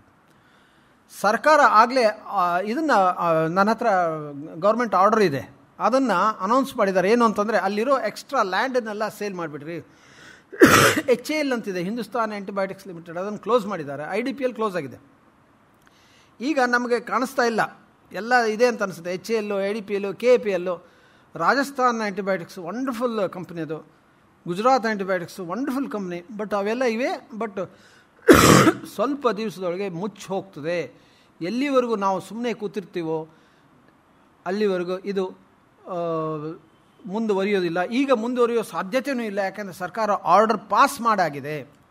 ನಾನು ಅದನ್ನೇ ಬರೆದಿದ್ದೀನಿ ಇನ್ನೊಂದು ಆರ್ಟಿಕಲ್. ಏನಂದರೆ, ಕುಡಿಯಲ್ಲಿಯೇ ಅದನ್ನು ಚಿವುಟ್ಲಾಗಿದೆ. ಅಂದರೆ ನೋಡಿ, ಜನೌಷಧಿ ಯೋಜನೆ ಎಂಥ ವಂಡರ್ಫುಲ್ ಯೋಜನೆ. ಈಗ ನಾನಂತೂ ಎಲ್ಲ ಮೆಡಿಸಿನ್ಸು ಇಲ್ಲೇ ತೊಗೋತಾ ಇದ್ದೀನಿ. ನಾನು 2,000 ರೂಪಾಯಿ ಔಷಧಿ ತೊಗೋತಾ ಇದ್ದೆ ಪ್ರತಿ ತಿಂಗಳು. ಈಗ ನನ್ನ ಔಷಧಿ ಕೇವಲ 300 ರೂಪಾಯಿ ಅಷ್ಟೇ. ಎಲ್ಲ ಜನೌಷಧಿ ಸ್ಕೀಮ್ನಲ್ಲಿ ಅದು ಎಲ್ಲಿ ತನಕ ಸಿಗ್ತದೋ ಅಲ್ಲಿ ತನಕ ತೊಗೋತೀನಿ, ಆಮೇಲೆ ನಿಲ್ಲಿಸಬೇಕಾಗ್ತದೆ. ಬಹಳಷ್ಟು ಜನ ತೊಗೋತಾ ಇದ್ದಾರೆ, ಆಮೇಲೆ ಬಹಳಷ್ಟು ಜನ ತೊಗೊಳ್ತಾನೂ ಇಲ್ಲ. ಇಲ್ಲ ರೀ, ಅದು ಅಷ್ಟು ಪರಿಣಾಮಕಾರಿ ಅಲ್ಲ. ಡಾಕ್ಟರ್ಸ್ ಡಿಸ್ಕರೇಜ್ ಮಾಡ್ತಾರೆ, ಅಷ್ಟು ಇದು ಇಲ್ಲ, ಪ್ರಯೋಜನ ಇಲ್ಲ, ಅವು ಹಾರ್ಮ್ಫುಲ್. ಅದು ಹೆಂಗೆ ರೀ, ಅಷ್ಟು ಒಳ್ಳೆಯ ಔಷಧಿ, ಅದು ಇಲ್ಲೇ ಇದ್ರೊಳಗೆ ತಯಾರಿಸ್ತಾರವನ್ನ, ಅವೆನ್ಯೂ ರೋಡ್ನೊಳಗೆ ತಯಾರಿಸ್ತಾರೆ, ಚೆನ್ನಾಗಿರೋಕ್ಕೆ ಸಾಧ್ಯನಾ? ಇಲ್ಲ, ಅವೆನ್ಯೂ ರೋಡ್ನೊಳಗೆ ತಯಾರಾಗಲ್ಲ. ಅವು ಸ್ಟ್ಯಾಂಡರ್ಡ್ ಕಂಪ್ನಿಯೊಳಗೆ ತಯಾರಾಗ್ತವೆ, ಒಳ್ಳೆ ಕ್ವಾಲಿಟಿ ಮೆಡಿಸಿನ್ಸ್ ಅವು. ಈಗಲೂ ಸಹಿತ ಜನರು ಪ್ರೆಷರ್ ತಂದರೆ ಮತ್ತೆ ಸರ್ಕಾರ ಅದನ್ನು ಮುಂದುವರ್ಸೋಕ್ಕೆ ಸಾಧ್ಯ ಇದೆ. ಯಾಕೆಂದರೆ ಸರ್ಕಾರಕ್ಕೆ ಅದು ಭಾರ ಆಗೋದಿಲ್ಲ. ಇಡೀ ವರ್ಷಕ್ಕೆ 100 ಕೋಟಿಯಿಂದ 1000 ಕೋಟಿ ಇರೋ ತನಕ ಅಷ್ಟೇ ಖರ್ಚಾಗುತ್ತೆ, ಅದಕ್ಕಿಂತ ಜಾಸ್ತಿ ಆಗಲ್ಲ ಔಷಧಿಗಳು. ಆದರೆ ಏನು ಮಾಡೋದು, ಅದ್ರ ಬಗ್ಗೆ ಜನಸಾಮಾನ್ಯರಿಗೆ ಮಾಹಿತಿ ಇಲ್ಲ. ಆಮೇಲೆ ಈ ನೌಕರಶಾಹಿ ಅದ್ರ ಬಗ್ಗೆ ತಲೆ ಕೆಡಿಸ್ಕೊಳ್ಳೋದಿಲ್ಲ, IAS ಆಫೀಸರ್ಸು ಅದ್ರ ಬಗ್ಗೆ ತಲೆ ಕೆಡಿಸ್ಕೊಳ್ಳೋದಿಲ್ಲ. ಬಟ್ 2 ಸ್ಥಳಗಳು ಮಾತ್ರ ಅದು ಮುಚ್ಚೋದು ಕಷ್ಟ ಇದೆ ಸರ್ಕಾರ. ಒಂದು ರಾಜಸ್ಥಾನ, ಇನ್ನೊಂದು ತಮಿಳುನಾಡು. ಅಲ್ಲಿ ಅಷ್ಟೇ ಅಲ್ಲ, ಔಷಧಿಗಳು ಅಷ್ಟೇ ಅಲ್ಲ, ಇನ್ಸ್ಟ್ರೂಮೆಂಟ್ಸ್ ಸಹಿತ ಮಾರ್ತಾಯಿದ್ದಾರೆ, ಥರ್ಮಾಮೀಟರ್ಸು, ಅದು ಇದು ಎಲ್ಲ ಮಾರ್ತಾಯಿದ್ದಾರೆ. ಭಾಳ ಪ್ರಾಫಿಟಬಲ್ ಆಗಿ ಬಿಸ್ನೆಸ್ ಇದೇ ಚೀಪ್ ರೇಟ್ ಮೆಡಿಸಿನ್ಸೇ ಸೇಲ್ ಮಾಡಿ ಪ್ರಾಫಿಟ್ ಮಾಡ್ತಾಯಿದ್ದಾರೆ. ಅದರಿಂದ ನಾವು ಆರೋಗ್ಯದ ವಿಷಯದ ಬಗ್ಗೆ ಸ್ವಲ್ಪ ಎಚ್ಚೆತ್ಕೊಂಡು ನಮ್ಮ ಆರೋಗ್ಯನ ನಮ್ಮ ಕೈಲಿ ಇಟ್ಕೊಳ್ಳೋ ಹಾಗೆ ಪ್ರಯತ್ನ ಮಾಡಬೇಕು. ಅದಕ್ಕೆ ಕೆಲವು ಮೆಥಡ್ಸ್ ಇದೆ, ನಾನು ಕೊನೆಗೆ ಹೇಳ್ತೀನಿ. ನಿಮ್ಮ ಪ್ರಶ್ನೆಗೆ ಉತ್ತರ ಸಿಕ್ತೋ ಗೊತ್ತಾಗಲಿಲ್ಲ, ಬಟ್ ನಾನು ಕೊನೆಗೆ ಇನ್ನೊಂದು ಸರಿ ಆನ್ಸರ್ ಮಾಡ್ತೀನಿ ನಿಮ್ಮ ಪ್ರಶ್ನೆಗೆ. ಎಲ್ಲರ ಪ್ರಶ್ನೆಗೂ ನಾನು ಉತ್ತರ ಕೊಡೋದಕ್ಕೆ ರೆಡಿ ಇದ್ದೀನಿ.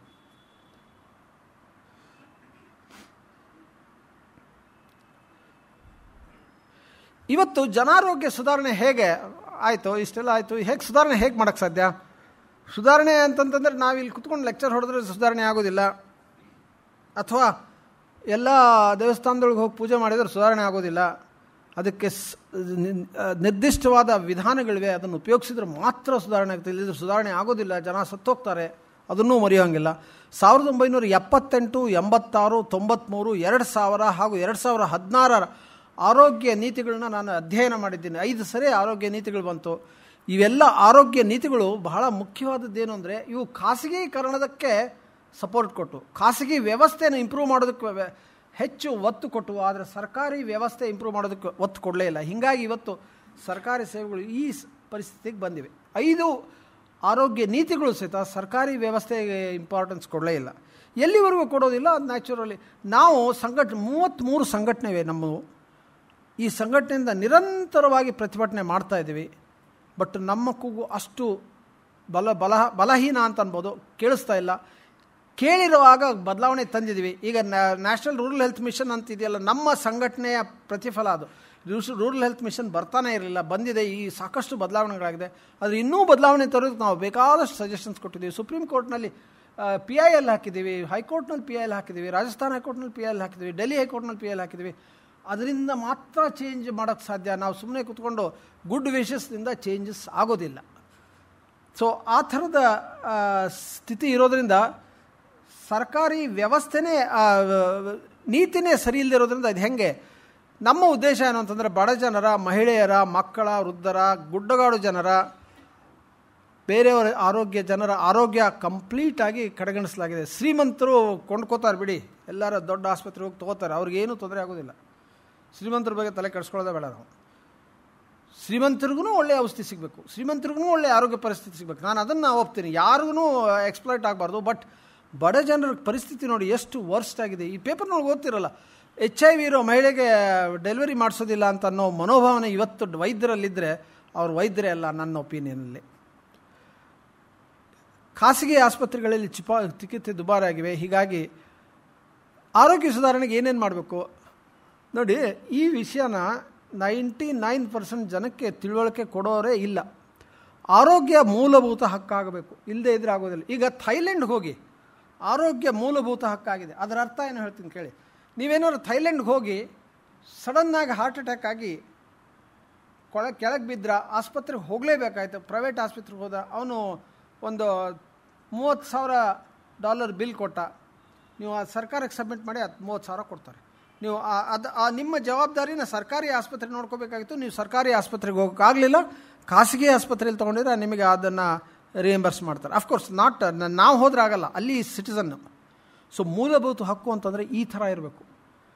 ಆರೋಗ್ಯನ ಮೂಲಭೂತ ಹಕ್ಕಾಗಬೇಕು. ಇವತ್ತು ಮೂಲಭೂತ ಹಕ್ಕಲ್ಲ, ಅದು ಪ್ರಿಯಾಂಬಲ್ನೊಳಗೆ ಇದೆ, ಮೆನ್ಷನ್ ಮಾಡಿದ್ದಾರೆ, ಕಾನ್ಸ್ಟಿಟ್ಯೂಷನ್ ಪ್ರಿಯಾಂಬಲ್ನೊಳಗಿದೆ. ಬಟ್ ಮೂಲಭೂತ ಹಕ್ಕಾಗಬೇಕು. ಅದಕ್ಕೆ ಬದಲಾವಣೆಗಳು ತರಬೇಕು, ಸಂವಿಧಾನ ತಿದ್ದುಪಡಿ ತರಬೇಕು.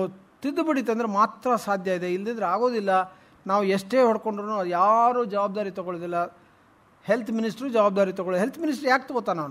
ಅವನ ಪಾಕೆಟ್ ತುಂಬಬೇಕಲ್ಲ. ಇವತ್ತು ನಾವೆಲ್ಲರೂ ನೋಡಬೇಕಾಗಿರೋದು ಈ ಥರನೇ ನೋಡಬೇಕಾಗತ್ತೆ. ಹೈಯರ್ ಪೊಸಿಷನ್ನೊಳಗೆ ಅಧಿಕಾರ ಮತ್ತು ಹಣ ಇದ್ದಾಗ ಅವರು ದುರುಪಯೋಗ ಮಾಡಿಕೊಂಡೇ ಮಾಡ್ತಾರೆ. ಯಾರೇ ಆಗಲಿ, ನಾನೇ ಆಗಲಿ ಅದನ್ನೇ ಮಾಡ್ತೀನಿ ಅಂತ ಅನ್ನೋದನ್ನು ನಾನು ಹೇಳ್ತೀನಿ. ಅದರಿಂದ ಈ ಥರದ ವ್ಯವಸ್ಥೆಯಲ್ಲಿ ಸಂವಿಧಾನ ತಿದ್ದುಪಡಿ ಬರಲೇಬೇಕು, ಇಲ್ಲದೇ ಇದ್ರೆ ಆಗೋದೇ ಇಲ್ಲ. ಅದಕ್ಕೆ ಸಂವಿಧಾನ ತಿದ್ದುಪಡಿ ಅಂದರೆ ತಂತಾನೇ ಬರೋದಿಲ್ಲ. ನಮ್ಮ MPsಗಳಿಗೆ ನಾವು ಮನದಟ್ಟು ಮಾಡಿಕೊಡ್ಬೇಕು. ನೀವು ನೋಡಿ, ಹಿಂದೆ ಪೇಟೆಂಟ್ಸ್ ವಿಷಯ ಬಂದಾಗ ನಾವು ಹಲವಾರು MPಗಳನ್ನ ಮೀಟ್ ಮಾಡಿದ್ವಿ. ನಮ್ಮ MPಗಳನ್ನ I have high respect for them. ಭಾಳ MPಗಳು ಭಾಳ ಜ್ಞಾನ ಇದೆ, ಚೆನ್ನಾಗಿ ಮಾತಾಡ್ತಾರೆ. ಬಟ್ ಅಷ್ಟೇ 50% MPಗಳು ಏನೂ ಗೊತ್ತಿರೋದು. ಪೇಟೆಂಟ್ಸ್ ಕಾಯ್ದೆ ಬರ್ತಾಯಿದೆ, ತಿದ್ದುಪಡಿ ತರಬೇಕು ಸ್ವಾಮಿ ಅಂತಂತಂದರೆ ಏನು ರೇಷನ್ ಆಯಿತಾ, ಎಲ್ಲನೂ ಪೇಟೆಂಟ್ ಆಯಿತಾ, ಎಲ್ಲ ಔಷಧಿಗಳೆಲ್ಲ ಪೇಟೆಂಟ್ ಆಯಿತಾ ಅಂತ ಕೇಳ್ತಾರೆ ನಮ್ಮನ್ನು. ಪೇಟೆಂಟ್ ಅಂದರೆ ಏನೂ ಗೊತ್ತಿಲ್ಲ ಅವ್ರಿಗೆ MPs ಹತ್ರ ಹೋದಾಗ. ಸೊ ಅವ್ರಿಗೆ ನಾವು ತಿಳುವಳಿಕೆ ಕೊಟ್ಟು ಪೇಟೆಂಟ್ಸ್ ತಿದ್ದುಪಡಿ ತರಬೇಕಾದ್ರೆ ಸ್ವಲ್ಪ ನೀವು ಗಮನ ಕೊಡ್ರಿ. 2005ನಲ್ಲಿ ಗಮನ ಕೊಡಲಿಲ್ಲ. ಪೇಟೆಂಟ್ಸ್ ನಾವು ಸೈನ್ ಮಾಡಿದ್ವಿ, ಹೊಸ ಪೇಟೆಂಟ್ಸ್ ಬಂತು. ಈಗ ಸಾಕಷ್ಟು ದುರಂತ ಇದೆ, ಅದು ಬೇರೆ ವಿಷಯ. ಅಂದರೆ ಆರೋಗ್ಯ ಮೂಲಭೂತ ಹಕ್ಕಾಗಬೇಕು. ಸಮಗ್ರ ವೈಜ್ಞಾನಿಕ ಆರೋಗ್ಯ ನೀತಿ ಜಾರಿಗೆ ಬರಬೇಕು. ವೈಜ್ಞಾನಿಕವಾಗಿರಬೇಕು ಅದು. ಸುಮ್ಮನೆ ಏನೋ ಇವತ್ತು ಕ್ಯಾನ್ಸರ್ ರೋಗಕ್ಕೆ, ಆಸ್ತಮಾಗೆ ಹಾಗೂ ನರರೋಗಗಳಿಗೆ ಯಾವುದೋ ಔಷಧಿ ಕೊಟ್ಟರೆ ಸರಿ ಹೋಗುತ್ತೆ ಅನ್ನೋದು ಸುಳ್ಳು. ಆ ಥರದ್ದು ಯಾವುದೋ ಔಷಧಿ ಇಲ್ಲ. ಆವಾಗ ಯಾವುದೋ ಔಷಧಿ ಇಲ್ಲದೆ ಇದ್ದರೆ ಹಸುವಿನ ಗಂಜಲ ಕೊಟ್ಟರೆ ಸರಿ ಹೋಗ್ತದೆ ಅಂತ ಅನ್ನೋ ಪ್ರೂವ್ ಮಾಡೋರಿದ್ದಾರೆ. ಆ ಥರದ ಸ್ಟೇಟ್ಮೆಂಟ್ಗಳನ್ನ ನಾವು ಸ್ವಲ್ಪ ಡಿಸ್ಕರೇಜ್ ಮಾಡಬೇಕು. ಯಾಕೆಂದರೆ these are all serious diseases. ಅದರಿಂದ ವೈಜ್ಞಾನಿಕ ಆರೋಗ್ಯ ನೀತಿ ಬರಬೇಕು. ಜನರಿಗೆ ಪ್ರಾಥಮಿಕ ಆರೋಗ್ಯ ವ್ಯವಸ್ಥೆ ಬೇಕು, ದ್ವಿತೀಯ ಹಾಗೂ ತೃತೀಯ ಆರೋಗ್ಯ ವ್ಯವಸ್ಥೆ ಬೇಕು. ಪ್ರಾಥಮಿಕ ಆರೋಗ್ಯ ವ್ಯವಸ್ಥೆ ಅಂತಂದರೆ ದಿನನಿತ್ಯದ ಕೆಮ್ಮು ನೆಗಡಿ 90% ಜನಕ್ಕೆ ಇದೇ ಪ್ರಾಬ್ಲಮ್ ಇದೆ. ಅದಕ್ಕೆ ವ್ಯವಸ್ಥೆನೇ ಇಲ್ಲ ನಮ್ಮ ದೇಶದೊಳಗೆ. ಈಗೆಲ್ಲ ಇರೋದು ದೊಡ್ಡ ದೊಡ್ಡ ಆಸ್ಪತ್ರೆಗಳು ದ್ವಿತೀಯ ಹಾಗೂ ತೃತೀಯ ಆರೋಗ್ಯಕ್ಕೆ ಅಷ್ಟೇ. ಅದು ನಿಮಗೆ ಕೆಮ್ಮು ನೆಗಡಿ ಬಂದಾಗ ನಿಮ್ಮ ಫ್ಯಾಮಿಲಿ ಡಾಕ್ಟರ್ ಹತ್ರ ಹೋದ್ರೆ ಕೊಡ್ತಾನೆ. ಬಟ್ ನಾವು ಇವತ್ತು ಫ್ಯಾಮಿಲಿ ಡಾಕ್ಟರ್ ಹತ್ರ ಹೋಗೋದೇ ಇಲ್ಲ. ಸಣ್ಣ ಸಮಸ್ಯೆ ಬಂದಾಗ ನರ್ಸಿಂಗ್ ಹೋಮ್ಗೆ ಹೋಗ್ತೀವಿ. ನರ್ಸಿಂಗ್ ಹೋಮ್ಗೆ ಹೋದ ತಕ್ಷಣ ಎಲ್ಲ ಟೆಸ್ಟ್ ಮಾಡಿಸ್ತಾರೆ, ಒಂದು ಗ್ಲೂಕೋಸ್ ಬಾಟಲ್ ಕೊಡ್ತಾರೆ.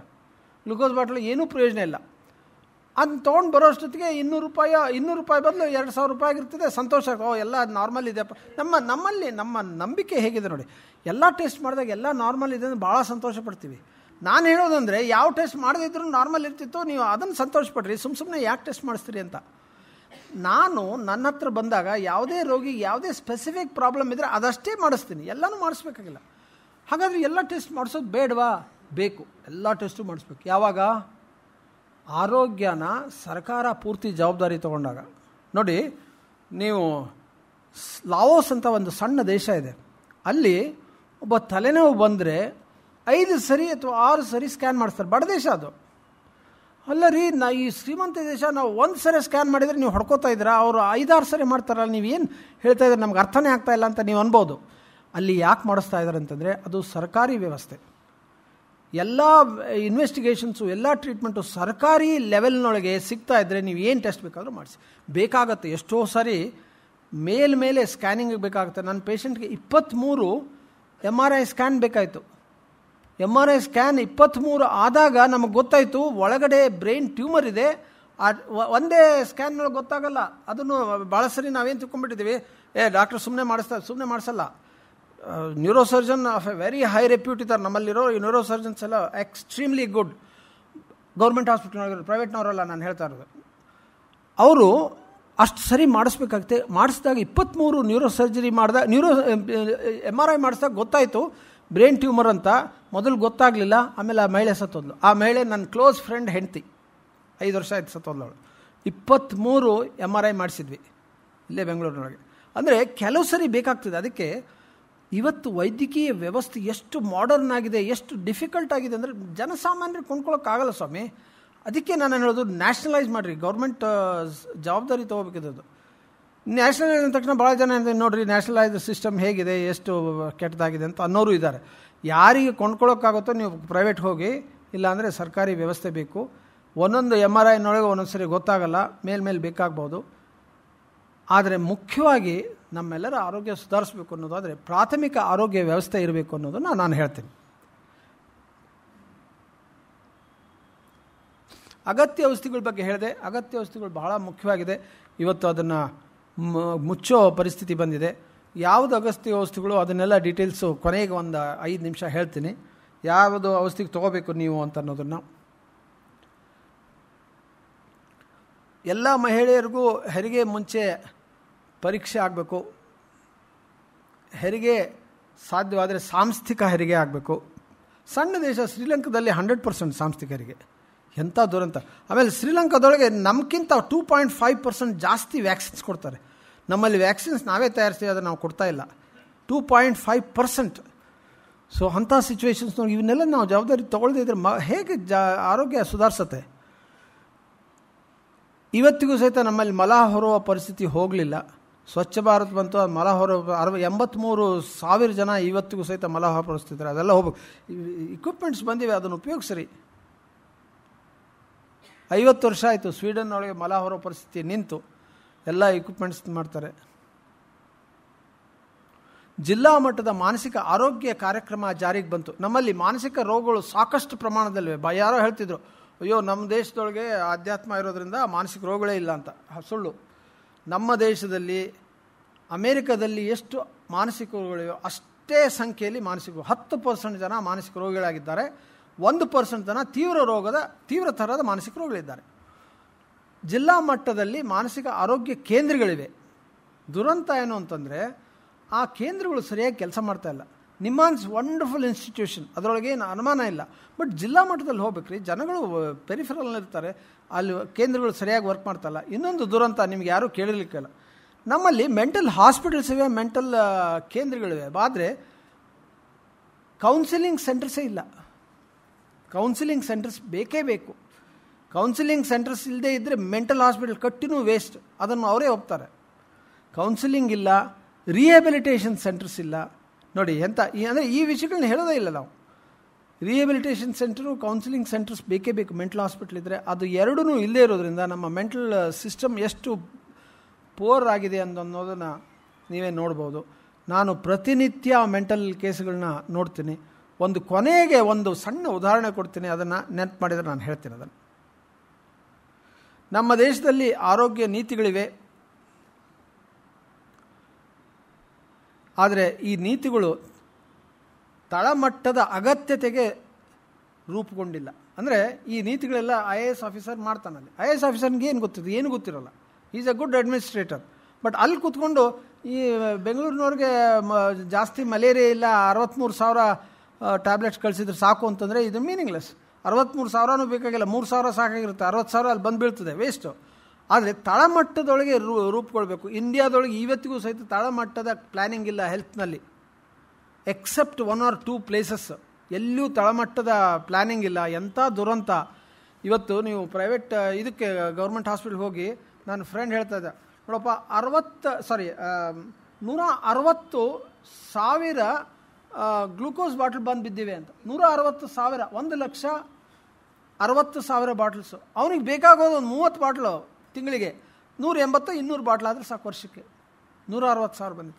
ಅದನ್ನು ತಿರುಗಿ ಕಳಿಸೋದಕ್ಕೆ ಸರ್ಕಾರಿ ರೂಲ್ಸ್ ಅಷ್ಟು ಈಸಿ ಇಲ್ಲ. ಬೇರೆ ಕಡೆ ಕಳಿಸ್ಬೇಕು ಅಂತಂದರೆ ಎಕ್ಸ್ಪೈರ್ ಆಗ್ತದೆ, ಅಷ್ಟೊತ್ತು ಕೆಟ್ಟು ಹೋಗ್ತದೆ. ಎಂಥ ದುರಂತ. ಈ ಥರದ್ದು ಇವತ್ತು ಈ ಕಂಪ್ಯೂಟರೈಸ್ಡ್ ಏಜ್ ಇದು. ಇವತ್ತಿಗೂ ಸಹಿತ ನಾವು ಈ ಥರದ ಇದರೊಳಗಿದ್ದೀವಿ ಅಂತಂತಂದರೆ ಎಷ್ಟು ನಿರ್ಲಕ್ಷ್ಯ. ನಾನು ಮೊದಲೇ ಹೇಳಿದೆ, ಭಾರತದಲ್ಲಿ ಆರೋಗ್ಯ ಸ್ಥಿತಿ ನಿರ್ಲಕ್ಷ್ಯ ಆಗಿದೆ. ಈ ಥರದ ಮಾಡ್ತಾಯಿದ್ವಿ. ದುಡ್ಡು ವೇಸ್ಟು, ಜನರಿಗೆ ಬೇಕಾಗಿದ್ದು ದೊರಕೋದಿಲ್ಲ. ಆರೋಗ್ಯ ನೀತಿ ಇದೆ, ಆದರೆ ತಳಮಟ್ಟದ ಅಗತ್ಯತೆಗಾಗಿ ನೀತಿ ರೂಪುಗೊಂಡಿಲ್ಲ. ಹೆರಿಗೆ ಕೇಂದ್ರಗಳು ಆದರೆ ಹೆರಿಗೆಗಳು ಸುರಕ್ಷಿತವಾಗಿ ಇಲ್ಲ. ಮಾತೃ ಮರಣ ಸಂಖ್ಯೆ ಕಡಿಮೆ ಆಗಿದೆ, ಆದರೆ ಎಷ್ಟು ಆಗಬೇಕಾಗಿತ್ತು ಅಷ್ಟು. ಶಿಶು ಮರಣ ಸಂಖ್ಯೆ ಕಡಿಮೆ ಆಗಿದೆ, ಆದರೂ ಕಡಿಮೆ ಆಗಿಲ್ಲ. ಪೂರ್ತಿ ಕಡಿಮೆ ಮಾಡಬಹುದು, ಮಾಡಬೇಕಾಗಿತ್ತು, ಮಾಡಿಲ್ಲ. 70 ವರ್ಷ ಆಯಿತು, ಈಗಲೂ ನಾವು ಬಹುರಾಷ್ಟ್ರೀಯ ಕಂಪನಿಯ ಹಿಡಿತದಲ್ಲಿದ್ದೇವೆ. ಔಷಧಿ ಕಂಪನಿಗಳು, ಬಹುರಾಷ್ಟ್ರೀಯ ಕಂಪನಿಗಳು ನಮ್ಮನ್ನು ಹಿಡಿತದೊಳಗೆ ಇಟ್ಕೊಂಡಿವೆ. ನಮ್ಮ ದೇಶದಲ್ಲಿ ಎಲ್ಲ ಔಷಧಿಗಳು ತಯಾರಾಗೋ ತಂತ್ರಜ್ಞಾನ ಇದೆ, ಆದರೂ ಸಹಿತ ನಾವು ಆ ಬಹುರಾಷ್ಟ್ರೀಯ ಕಂಪನಿಗಳ ಹಿಡಿತದಲ್ಲಿ ಸಿಕ್ಕಾಕೊಂಡಿದ್ವಿ. ಈ ಥರದ ಪರಿಸ್ಥಿತಿಯಲ್ಲಿ ನಮ್ಮ ಆರೋಗ್ಯ ಹೇಗೆ ಸುಧಾರಿಸೋಕ್ಕೆ ಸಾಧ್ಯ? ಇನ್ನೊಂದು ಬಹಳ ಮುಖ್ಯವಾದ ವಿಷಯ, ಭಾರತದಲ್ಲಿ ಸಾವಿರಾರು ವರ್ಷಗಳಿಂದ ಇತರೆ ವೈದ್ಯಕೀಯ ಪದ್ಧತಿಗಳು ಜಾರಿಯಲ್ಲಿವೆ. ಅಲ್ಲ ಡಾಕ್ಟ್ರೆ, ಈಗ ನೀವು ಹೇಳಿದ್ರಾ ಇತರೆ ವೈದ್ಯ ಪದ್ಧತಿಗಳು ಏನು ಪ್ರಯೋಜನ ಇಲ್ಲ ಅಂತ? ಇಲ್ಲ, ಇತರೆ ವೈದ್ಯಕೀಯ ಪದ್ಧತಿಗಳು ನಮ್ಮ ದೇಶಕ್ಕೆ ಬೇಕೇ ಬೇಕು, ಖಂಡಿತ ಬೇಕು. ಯಾಕೆ ಅನ್ನೋದನ್ನು ಕ್ವೆಶ್ಚನ್ ಮಾರ್ಕು, ಅದನ್ನು ಆನ್ಸರ್ ಮಾಡ್ತೀನಿ. ನೋಡಿ, ಸಾವಿರಾರು ವರ್ಷಗಳಿಂದ ಜನರು ತಮ್ಮ ಆರೋಗ್ಯದ ಸಮಸ್ಯೆಗಳಿಗೆ ಪರಿಹಾರ ಕಂಡುಹಿಡ್ಕೊಂಡು ಬಂದರು. ಅವರೆಲ್ಲರೂ ಬುದ್ಧಿವಂತರಾಗಿದ್ದರು, ಅಬ್ಸರ್ವ್ ಮಾಡಿದರು, ಇದನ್ನು ಉಪಯೋಗಿಸಿದ್ರೆ ಸರಿ ಹೋಗುತ್ತೆ, ನನ್ನ ತಲೆನೋವು ಸರಿ ಹೋಗುತ್ತೆ ಅಂತ. ಆ ಅಬ್ಸರ್ವೇಷನ್ಸ್ ಮೇಲೆ ಸಾವಿರಾರು ವರ್ಷಗಳಿಂದ ಬೇಕಾದಷ್ಟು ಮೆಡಿಸಿನ್ಸ್ ಎಲ್ಲ ಆಯಿತು. ಬಿಡ್ರಿ, ಈಗ ಸಾವಿರಾರು ವರ್ಷ ಬೇಡ, ಚರಕ 2500 ವರ್ಷಗಳ ಹಿಂದೆ ಅವನು ರೆವಲ್ಯೂಷನ್ ಮಾಡ್ದ. ಹೆಲ್ತ್ ರೆವಲ್ಯೂಷನ್ ಅಂತೀನಿ ನಾನು, first health revolution in India ಅಂತೀನಿ. ಏನು ಮಾಡ್ದ ಅಂತಂದರೆ, ಅವನು 600 ಔಷಧಿಗಳನ್ನ ಕಂಡುಹಿಡ್ದ. 600 ಔಷಧಿಗಳನ್ನ ಕಂಡುಹಿಡಿದು ಆವಾಗಿದ್ದ ಧಾರ್ಮಿಕ ಗುರುಗಳಿದ್ರಲ್ಲ, ಅವ್ರ ಕೆಂಗಣ್ಣಿಗೆ ಕಾರಣ ಆದ. ಯಾಕೆ ಅಂದರೆ ಅವರೆಲ್ಲ ಹೇಳ್ತಿದ್ರು, ಇದು ಪಿಶಾಚಿಯಿಂದ, ಇದು ದೆವ್ವದಿಂದ, ಇದು ಯಾವುದೋ ಒಂದು ಶಕ್ತಿಯಿಂದ ನಿನಗೆ ಬಂದಿದೆ ರೋಗ, ಯಾವ ಔಷಧಿ ಕೊಟ್ಟರು ಸರಿ ಹೋಗಲ್ಲ, ನೀನು ದೇವರಿಗೆ ಪೂಜೆ ಮಾಡು. ಅದನ್ನು ನಿಲ್ಲಿಸ್ದ ಅವನು, ಯಾರೋ ಚರಕ. ದ್ರವ್ಯ ಉಪಯೋಗಿಸ್ಬೇಕು, ದ್ರವ್ಯ ಉಪಯೋಗಿಸೋದ್ರಿಂದ ಜ್ವರ ಕಡಿಮೆ ಆಗ್ತದೆ, ಈ ದ್ರವ್ಯ ಉಪಯೋಗಿಸೋದ್ರಿಂದ ಮಲೇರಿಯಾ ಕಡಿಮೆ ಆಗ್ತದೆ, ಈ ದ್ರವ್ಯ ಉಪಯೋಗಿಸೋದ್ರಿಂದ ಊತ ಕಡಿಮೆ ಆಗ್ತದೆ. ಊತ ಕಡಿಮೆ ಆಗ್ತಿತ್ತಾ? ಕಡಿಮೆ ಆಗ್ತಿತ್ತು. ಬಟ್ ಅದು ಹೇಗಾಗ್ತಿತ್ತು ಅನ್ನೋದನ್ನು ಇವತ್ತು ನಾವು ಕ್ವೆಶ್ಚನ್ ಮಾಡೋಕ್ಕಾಗಲ್ಲ. ಯಾಕೆಂದರೆ ಭಾಳ ಪ್ರಿಮೇಟಿವ್ ಮೆಥಡ್ಸ್ ಇದ್ದವು ಅವು. ಈಗ ಬಹಳ ಅಡ್ವಾನ್ಸ್ ಮೆಥಡ್ಸ್ವೇ, ಅದು ಬೇರೆ. ಬಟ್ ಆ ರೆವಲ್ಯೂಷನ್ ತಂದವು ನಾವು, ಚರಕ ಮತ್ತು ಸುಶ್ರುತ, ರಿಯಲಿ ಗ್ರೇಟ್. ಅದಕ್ಕೆ ನಾನು ಅಪ್ರಿಷಿಯೇಟ್ ಮಾಡ್ತೀನಿ. ಸುಮ್ಮನೆ 600 ಕಂಡು ಹಿಡಿದಲ್ಲ, ಹಿಂದೆ ಇದ್ದ ಪದ್ಧತಿ, ಹಿಂದೆ ಯಾವ ಮೆಡಿಸಿನ್ಸ್ ಇರಲಿಲ್ಲ. 2500 ಇಯರ್ಸ್ ಬ್ಯಾಕ್ ಅವರು ಕಂಡುಹಿಡಿದ್ರು ವೈಜ್ಞಾನಿಕವಾದ ವಿಧಾನನ. ಇವತ್ತು ಅದನ್ನು ಮಿಸ್ಯೂಸ್ ಮಾಡ್ತಾಯಿದ್ರೆ ಈ ನಮ್ಮ ಸಿಸ್ಟಮ್ನವರು, ಅದು ಬೇರೆ ವಿಷಯ. ಆವಾಗಿನಿಂದ ನಮ್ಮಲ್ಲಿ ಬೇಕಾದಷ್ಟು ಒಳ್ಳೊಳ್ಳೆ ಔಷಧಿಗಳಿವೆ. ದುರಂತ ಏನಂದರೆ ನಮ್ಮ ಸರ್ಕಾರನೇ ಈ ಯಾವ ನಮ್ಮಲ್ಲಿರೋ ಔಷಧಿಗಳು ಒಳ್ಳೆಯ ಔಷಧಿಗಳಪ್ಪ ಒಂದು ಲಿಸ್ಟ್ ಮಾಡಿರಿ, ಲಿಸ್ಟ್ ಮಾಡಿ ಜನರಿಗೆ ಕೊಡ್ರಿ. 1955 ನಾವು ಸರ್ಕಾರಕ್ಕೆ ಕೇಳಿದ್ದೀವಿ, ಆದರೆ ಸರ್ಕಾರ ಈಗಲೂ ಮಾಡಿಲ್ಲ. ಆದರೆ ಬಾಂಗ್ಲಾದೇಶಕ್ಕೆ ಹೋಗಿ, ಒಂದು ಮುಸ್ಲಿಂ ದೇಶ ಅದು, ಆ ದೇಶದಲ್ಲಿ 12 ಆಯುರ್ವೇದಿಕ್ ಔಷಧಿಗಳನ್ನ ರೆಕಗ್ನೈಸ್ ಮಾಡಿದ್ದಾರೆ. ಸಂತೋಷ ಅನ್ನಿಸ್ತದೆ ನನಗೆ. ಈ ಬಾಂಗ್ಲಾದೇಶದಲ್ಲಿ 12 ಔಷಧಿಗಳನ್ನ ರೆಕಗ್ನೈಸ್ ಮಾಡಿ ಪ್ರಾಥಮಿಕ ಆರೋಗ್ಯ ಕೇಂದ್ರಗಳಲ್ಲಿ, ಇಲ್ಲಿ ನಮ್ಮಲ್ಲಿ ಕ್ರೋಸಿನ್ ಸಿಗ್ತದಲ್ಲ ಹಾಗೆ ಆ ಔಷಧಿಗಳು ದೊರಕೋ ಹಂಗೆ ಮಾಡಿದ್ದಾರೆ. ಎಷ್ಟು ಸಂತೋಷ ಆಗ್ತದೆ. ಆಯುರ್ವೇದಿಕ್ ಔಷಧಿಗಳು ನಮ್ಮಲ್ಲಿ ನಾವು ಪ್ರವೀಣರು ಅಥವಾ ನಾವು ಕಂಡುಹಿಡಿದೀವಿ ಅಂತೀವಿ, ನಾವು ಉಪಯೋಗಿಸಿಲ್ಲ. ಸರ್ಕಾರ ಅದ್ರ ಬಗ್ಗೆ ಗಮನ ಕೊಟ್ಟಿಲ್ಲ. ಆದರೆ ಬಾಂಗ್ಲಾದೇಶದಲ್ಲಿದೆ 12 ಔಷಧಿಗಳನ್ನ ಅವ್ರು ರೆಕಗ್ನೈಸ್ ಮಾಡಿದ್ದಾರೆ, ಯೂಸ್ ಮಾಡ್ತಾ ಇದ್ದಾರೆ. ನಮ್ಮಲ್ಲಿನೂ ರೆಕಗ್ನೈಸ್ ಮಾಡಿ ಯೂಸ್ ಮಾಡ್ಬೋದು. ಅಂದರೆ ಇವತ್ತು ಹಳೆ ಪದ್ಧತಿಯೊಳಗಿದ್ದ ಔಷಧಿಗಳನ್ನ ಉಪಯೋಗಿಸಿ ಜನಸಾಮಾನ್ಯರಿಗೆ ಬೇಕಾಗೋ ಹಾಗೆ ಅದನ್ನು ದೊರಕೋ ಹಂಗೆ ಮಾಡೋ ಕರ್ತವ್ಯ ಸರ್ಕಾರದ್ದು. ಬಟ್ ಅದನ್ನು ಮಾಡ್ತಾ ಇಲ್ಲ. ಅದ್ರ ಬದಲು ಇವತ್ತೇನು ಮಾಡ್ತಾ ಇದ್ದಾರೆ ಅಂತಂತಂದರೆ, ಆಯುರ್ವೇದದ ಔಷಧಿಗಳು ಕಂಪ್ನಿಗಳಿಗೆ ಕೊಟ್ಟಿದ್ದಾರೆ. ಅವರು ಅರಿಯೋದ್ರ ಬದಲು ಮೆಷಿನ್ನಿಂದ ಅರೆದು ಕೊಡ್ತಾಯಿದ್ದಾರೆ. ಇದು ಕ್ಯಾನ್ಸರ್ಗೆ, ಇದು ಆಸ್ತಮಾಗೆ, ಇದು ಡಯಾಬಿಟಿಸ್ಗೆ, ಇದು ತಲೆನೋವಿಗೆ ಅಂಥೇಳಿ. ನೀವು ನಂಬ್ತಿರೋ ಇಲ್ಲೋ, ಈ ಥರದ ಹೇಳಿಕೆಗಳು ಅರ್ಥ ಇಲ್ಲದ್ದು. ಆಸ್ತಮಾ ಕ್ಯೂರ್ ಆಗಲ್ಲ, ಅಥವಾ ಇದು ಯಾವುದೋ ಕ್ಯಾನ್ಸರ್ ಕ್ಯೂರ್ ಆಗಲ್ಲ. ನೀವು ಕ್ಯಾನ್ಸರ್ ಕಡಿಮೆ ಆಗೋದಕ್ಕೇನೋ ಒಂದು ಇರ್ಬೋದು, ಬಟ್ ದಿನನಿತ್ಯದ ಕಾಯಿಲೆಗಳಿಗೆ ಈ ಔಷಧಿಗಳಿದೆಯಲ್ಲ, ಆಯುರ್ವೇದಿಕ್ ಔಷಧಿಗಳು, ಹೋಮಿಯೋಪತಿ ಅಥವಾ ಇದು ಯಾವುದೇ ವ್ಯವಸ್ಥೆ ಉಪಯೋಗಿಸಿ ಭಾಳ ಒಳ್ಳೆ ಪರಿಣಾಮಕಾರಿಯಾಗಿರ್ತವೆ. ಖರ್ಚಿಲ್ಲ. ನಮ್ಮ ಜನಕ್ಕೆ ಸರಿಯಾಗಿ ಉಪಯೋಗಿಸೋದು ಗೊತ್ತಿಲ್ಲ ಕ್ರೋಸಿನ್. ಆದರೆ ಇವತ್ತಿನ ಪರಿಸ್ಥಿತಿ ಬೇರೆ ಇದೆ ಬಿಡಿ. ಸಣ್ಣ ಊರಿಗೆ ಹೋದರೂ ಸಹಿತ ತಲೆನೋವು ಬಂದರೆ ಕ್ರೋಸಿನ್ ಇದೆಯಾ ಡಾಕ್ಟ್ರೇ ಅಂತ ಕೇಳ್ತಾರೆ ಅವರು. ಅಥವಾ ಮೆಡಿಕಲ್ ಸ್ಟೋರ್ಗೆ ಕ್ರೋಸಿನ್ ತೊಗೋತಾರೆ. ಒಂದು ಬಟ್ಟೆ ಕಟ್ಕೊಂಡು ತಾನೇ ಕಡಿಮೆ ಆಗ್ತದೆ, ಅದನ್ನು ಮಾಡಲ್ಲ ಅವರು. ಅಥವಾ ಯಾವುದಾದ್ರು ಒಂದು ಕಷಾಯ ಹಚ್ಕೊಂಡ್ರು, ಇದನ್ನು ಕಷಾಯ ಕುಡಿದ್ರೂ ಆಗ್ತದೆ, ಅದನ್ನು ಮಾಡಲ್ಲ. ಇರಲಿ, ಬಟ್ ನಮ್ಮಲ್ಲಿದ್ದ ಔಷಧಿಗಳು ಸರಿಯಾಗಿ ಉಪಯೋಗಿಸ್ತಾ ಇಲ್ಲ ಜನರು. ಉಪಯೋಗಿಸಿದ್ರೆ ಅದು ಪರಿಣಾಮಕಾರಿ ಆಗ್ತದೆ. ಬಟ್ ಅದ್ರ ಬದಲು 800 ರೂಪಾಯಿ ಇತ್ತೀಚೆಗೆ ನನ್ನ ಪೇಷಂಟು ಒಂದು ಔಷಧಿ ತೊಗೊಂಬಂದ್ರು, ಆಯುರ್ವೇದಿಕ್ ಔಷಧಿ. 800 ರೂಪಾಯಿ ಅದು ಯಾತಕ್ಕೆ ಅಂದರೆ ತಲೆನೋವಂತೆ ಹಚ್ಚೋದಕ್ಕೆ ಔಷಧಿ ಆಯಿಲ್. ಅದು 800 ರೂಪಾಯಿ ಆಯಿಲ್ ಅಂತೆ. ಸೊ ಈ ಥರದ ಭ್ರಮೆಯೊಳಗೆ ನಮ್ಮ ಜನನ ಇಡ್ತಾ ಇದ್ದಾರೆ ಇದೇ ಸಿಸ್ಟಮ್ನವರು. ಈ ಸಿಸ್ಟಮ್ನೊಳಗೆ ಯಾವುದು ಒಳ್ಳೆಯದಿದೆ ಕೊಡಲಿ, ಜನಕ್ಕೆ ಪ್ರಯೋಜನ ಆಗಲಿ, ಚೀಪ್ ಆ್ಯಂಡ್ ಬೆಸ್ಟ್ ಆಗಿರಬೇಕದು, ಸುಮ್ಮನೆ ಎಕ್ಸ್ಪೆನ್ಸಿವ್ ಆಗಿರಬಾರ್ದು. ಇವತ್ತು ಒಂದು ಥರದ ದರೋಡೆ ನಡೀತಾ ಇದೆ, ಹಗಲು ದರೋಡೆ ಅಂತ ಅನ್ಬೋದು ಇದನ್ನು ಈ ಸಿಸ್ಟಮ್ನೊಳಗೆ. ನಮ್ಮ ಸಿಸ್ಟಮ್ನೊಳಗೆ ಏನು ಕಡಿಮೆ ಇಲ್ಲ, ನಮ್ಮ ಸಿಸ್ಟಮ್ನೊಳಗೆ ಹಗಲು ದರೋಡೆ ನಡೀತಾ ಇದೆ. ಅದು ಹೋಗಬೇಕದು. ಜನಸಾಮಾನ್ಯರನ್ನ ನಾವು ದೃಷ್ಟಿಯೊಳಗೆ ಇಟ್ಕೊಂಡ್ರೆ ಆಗ್ತದೆ. ಅದು ಎಲ್ಲಿವರೆಗೂ ಸರ್ಕಾರ ಅದ್ರ ಬಗ್ಗೆ ಗಮನ ಕೊಡೋದಿಲ್ಲ, ಅದಾಗೋದಿಲ್ಲ. ಅದರಿಂದ ಈ ವಿಷಯಗಳನ್ನ ನಾವು ಸ್ವಲ್ಪ ಗಮನ ಕೊಡಬೇಕು. ಇವತ್ತು ESI ಆಸ್ಪತ್ರೆ ಇದೆ, ಎಂಥ ವಂಡರ್ಫುಲ್ ಆಸ್ಪತ್ರೆ ಅಂತಂತಂದರೆ ಎಲ್ಲ ವ್ಯವಸ್ಥೆ. ಇವತ್ತು ಮೆಡಿಕಲ್ ಕಾಲೇಜು ಮಾಡಿದ್ದಾರೆ, ಆದರೆ ವಿಪರೀತ ರಶ್ಶು. ಅದನ್ನು ನಾವು ರಿಕ್ವೆಸ್ಟ್ ಮಾಡ್ತಾ ಇರೋದ್ರಿಂದ ಬರೀ ವರ್ಕರ್ಸ್ಗೆ ಮಾಡಬೇಡಿ, ಅಗ್ರಿಕಲ್ಚರ್ ಇವ್ರಿಗೂ ಮಾಡಿರಿ, ಬೇರೆ ಜನಕ್ಕೂ ಮಾಡಿರಿ ಅಂತ ಮಾಡಿದರೆ ಅಲ್ಲಿ ಜನಕ್ಕೆ ಹೆಚ್ಚು ಲಾಭ ಆಗೋ ಸಾಧ್ಯತೆ ಇದೆ. ಈ ಥರದ ವ್ಯವಸ್ಥೆಗಳನ್ನ ವಿಸ್ತರಿಸ್ತಾ ಹೋಗಬೇಕು. ಅದು ಸರ್ಕಾರದಿಂದ ಆಗ್ತಾ ಇಲ್ಲ. ಜನಸಾಮಾನ್ಯರು ಕೇಳ್ತಾನೆ ಇಲ್ಲ, ಗೊತ್ತಾಗ್ತಾ ಇಲ್ಲ ಅವ್ರಿಗೆ. ಕಾರ್ಮಿಕರ ಆರೋಗ್ಯ ಹಾಗೂ ರಕ್ಷಣೆ ಬಗ್ಗೆ ಗಮನ ಹರಿಸಬೇಕು. ಖಾಸಗಿ ವೈದ್ಯಕೀಯ ಕಾಲೇಜು, ವೈದ್ಯಕೀಯ ವಿಭಾಗಗಳಲ್ಲಿ ಭ್ರಷ್ಟ ನಿರ್ಮೂಲನವನ್ನು ಮಾಡಲು ಮುಂದಾಗಬೇಕು. ಖಾಸಗಿ ಆಸ್ಪತ್ರೆಗಳು ಸಂಖ್ಯೆ ವಿಪರೀತ ಆಗ್ತಾ ಇದೆ. ಅಲ್ಲಿ ವ್ಯವಸ್ಥೆ ಪೂರ್ತಿ ಕೆಟ್ಟೋಗಿದೆ. ಇಲ್ಲಿ ವ್ಯವಸ್ಥೆ ಕೆಟ್ಟಿರೋದ್ರಿಂದ ಅಲ್ಲಿ Indian Medical Association, Indian Medical Council ಅಂತ ಇತ್ತು. ಅಲ್ಲಿ ಒಬ್ಬ ಡೈರೆಕ್ಟ್ರು 760 kg ಗೋಲ್ಡ್ ಇತ್ತು ಅವ್ರ ಹತ್ರ, ಪೇಪರ್ಗೆಲ್ಲ ಬಂದಿದೆ. ಅವ್ರನ್ನ ತೆಗೆದ್ರು. ಅವ್ರನ್ನ ತೆಗೆದ ಮೇಲೆ ಅವ್ರನ್ನ ವರ್ಲ್ಡ್ ಮೆಡಿಕಲ್ ಕೌನ್ಸಿಲ್ಗೆ ಇದನ್ನು ಮಾಡಿದ್ದಾರೆ, ಏನೋ ಪ್ರೆಸಿಡೆಂಟ್ ಮಾಡಿದ್ದಾರೆ. ಅಂದರೆ ನಮ್ಮಲ್ಲಿ ಯಾವ ರೀತಿಯ ಈ ಭ್ರಷ್ಟತೆ ಮುಂದುವರೆದಿದೆ ಅಂತಂದರೆ, ಭ್ರಷ್ಟಾಚಾರ ಮಾತಾಡೋದು ಬೇಡ, ಯಾಕೆಂದರೆ ಅದು ಅರ್ಥ ಇಲ್ಲ ಈ ಥರದ ಸಮಸ್ಯೆಯೊಳಗೆ. ಅಂದರೆ ಅಷ್ಟು ಸುಲಭ ಇಲ್ಲ, ಮಾಡಲೇಬೇಕು ನಾವು. ಬಟ್ ಎಲ್ಲಿವರೆಗೂ ಜನರು ಎಚ್ಚೆತ್ತುಕೊಳ್ಳೋದಿಲ್ಲ, ಅದೆಲ್ಲ ಸಾಧ್ಯನೇ ಇಲ್ಲ. ಖಾಸಗಿ ವೈದ್ಯಕೀಯ ಕಾಲೇಜುಗಳು ಬಹಳಷ್ಟು ಅನರ್ಥ ಉಂಟು ಮಾಡ್ತವೆ. ಭಾರತ ದೇಶ ನಮ್ಮಲ್ಲಿ ಎಂಥ ವಂಡರ್ಫುಲ್ ಇನ್ಸ್ಟಿಟ್ಯೂಷನ್ಸ್ ಇದೆ, ಆದರೆ ರಿಸರ್ಚ್ ಮಾಡ್ತಾ ಇಲ್ಲ. ಎಲ್ಲ ಬೇರೆ ಕಡೆಯಿಂದ ಬಂದ ರಿಸರ್ಚ್ನೇ ಉಪಯೋಗಿಸ್ತಾ ಇದ್ವಿ. ಅದು ಅರ್ಥ ಇಲ್ಲದೆ ಇರೋದು. ಬೇರೆ ಕಡೆ ಈ ಮೆಡಿಸಿನ್ ಜ್ವರ ಕಡಿಮೆ ಮಾಡಿದರೆ ನಮ್ಮಲ್ಲಿ ಕಡಿಮೆ ಮಾಡಲಿಕ್ಕಿಲ್ಲ, ಬಟ್ ನಾವು ಅದನ್ನೇ ಉಪಯೋಗಿಸ್ತಾ ಇದ್ವಿ. ಅದರಿಂದ ಚೆನ್ನಾಗಿ ರಿಸರ್ಚ್ ಆಗಬೇಕು. ನಮ್ಮಲ್ಲಿ ಬೇಕಾದಷ್ಟು ಪೊಟೆನ್ಷಿಯಲ್ ಇದೆ, ಇಂಟೆಲಿಜೆಂಟ್ ಪೀಪಲ್ ಇದ್ದಾರೆ. Hour people are equally intelligent. ನಮ್ಮಲ್ಲಿ ಇನ್ನೊಂದು ಏನಂತಂದರೆ ವೆಸ್ಟರ್ನರ್ಸ್ ಇಂಟೆಲಿಜೆಂಟ್, ಆ ಥರ ಏನಿಲ್ಲ. ಇಲ್ಲಿಯೂ ಇಂಟೆಲಿಜೆಂಟ್ ಇದ್ದಾರೆ, ಎಲ್ಲ ಕಡೆಗೂ ಇಂಟೆಲಿಜೆಂಟ್ ಇದ್ದಾರೆ, ಎಲ್ಲ ಕಡೆಗೂ ಬ್ಯೂಟಿಫುಲ್ ಪೀಪಲ್ ಇದ್ದಾರೆ, ಎಲ್ಲ ಕಡೆಗೂ ಜಾಣರಿದ್ದಾರೆ, ಎಲ್ಲ ಕಡೆಗೂ ದಡ್ರಿದ್ದಾರೆ. ಸೊ ನಮ್ಮದು ಗ್ರೇಟು ಆ ಥರದ ಭ್ರಮೆಗಳನ್ನೆಲ್ಲ ಬಿಟ್ಟು ನಮ್ಮ ರಿಸರ್ಚ್ ಸ್ಕಾಲರ್ಸನ್ನು ಮುಂದೆ ತೊಗೊಂಡು ಬಂದು ಅವರಿಗೆ ಸಪೋರ್ಟ್ ಕೊಟ್ಟರೆ ಅವರು ಒಳ್ಳೆ ರಿಸರ್ಚ್ ಮಾಡ್ತಾರೆ. ಪ್ರಜಾಪ್ರಭುತ್ವದಲ್ಲಿ ಮಾನವೀಯತೆಯಲ್ಲಿ ನಾವು ಹೆಚ್ಚು ಇಂಪಾರ್ಟೆನ್ಸ್ ಕೊಡಬೇಕು. ಪ್ರಜಾಪ್ರಭುತ್ವ ಇಲ್ಲವೇ ಇಲ್ಲ. ಈ ಸಂಸ್ಥೆಗಳೆಲ್ಲ ಬಾಸ್ ಹೇಳ್ದಂಗೆ ಕೇಳಬೇಕಾಗತ್ತೆ. ಪ್ರಜಾಪ್ರಭುತ್ವ ಅಲ್ಲ ಅದು. ಔಷಧಿ ಪ್ರಯೋಗಗಳು ಬೇಕಾದಷ್ಟು ಆಗ್ತವೆ ನಮ್ಮ ದೇಶದೊಳಗೆ. ಭಾಳಷ್ಟು ಜನಕ್ಕೆ ದುರಂತ ಆಗಿದೆ. ನನ್ನ ಪೇಷಂಟೇ, ಅವನಿಗೆ 2 ಕಾಲುಗಳು ಹೋಗ್ಬಿಟ್ಟವು ಔಷಧಿ ದುರಂತ ಆಗಿ. ನನಗೆ ಹೇಳಿರಲಿಲ್ಲ ಅವನು, ನಾ ಇದಕ್ಕೆ ಹೋಗ್ತೀನಿ ಅಂತ. ನಾನು ಹೇಳಿದೆ, ನೀನು ಎಂಥ ದುರಂತಕ್ಕೆ ಒಳಗಾದೆ, ಅವ್ರದ್ದು ಡೀಟೇಲ್ಸ್ ಏನೂ ಇಲ್ವ ಅಂತ. ಏನೂ ಡೀಟೇಲ್ಸ್ ಇಲ್ಲ. ಆಮೇಲೆ ಒಂದು PIL ಹಾಕಿದ್ವಿ, ಪಬ್ಲಿಕ್ ಇಂಟ್ರೆಸ್ಟ್ ಲಿಟಿಗೇಷನು, ಸುಪ್ರೀಂ ಕೋರ್ಟ್ನೊಳಗೆ ಹಾಕಿದ್ದೀವಿ. ಈ ಥರದ ದುರಂತಗಳನ್ನೆಲ್ಲ ಮೊದಲು ತಡಿಬೇಕು ಅಂತ. ಇನ್ನೊಂದು ಹೈಕೋರ್ಟ್ನೊಳಗೆ ಈ ಪರ್ಟಿಕ್ಯುಲರ್ ಈ ಹುಡುಗನ ಕೇಸ್ನೊಳಗೇ ಅವ್ರಿಗಾಗಿರೋ ದುರಂತಕ್ಕೆ ಅವ್ರ ಕಂಪೆನ್ಸೇಷನ್ ಕೇಳಿ 3 ವರ್ಷ ಆಯಿತು. ಕಂಪೆನ್ಸೇಷನ್ ಬಂದಿದೆ ನನ್ನ ಎಫರ್ಟಿಂದ. ನನ್ನ ಎಫರ್ಟ್ ಇಂಪಾರ್ಟೆಂಟ್ ಅಲ್ಲ, ನಾವು ಎಲ್ಲರೂ ಮಾಡಬೇಕು.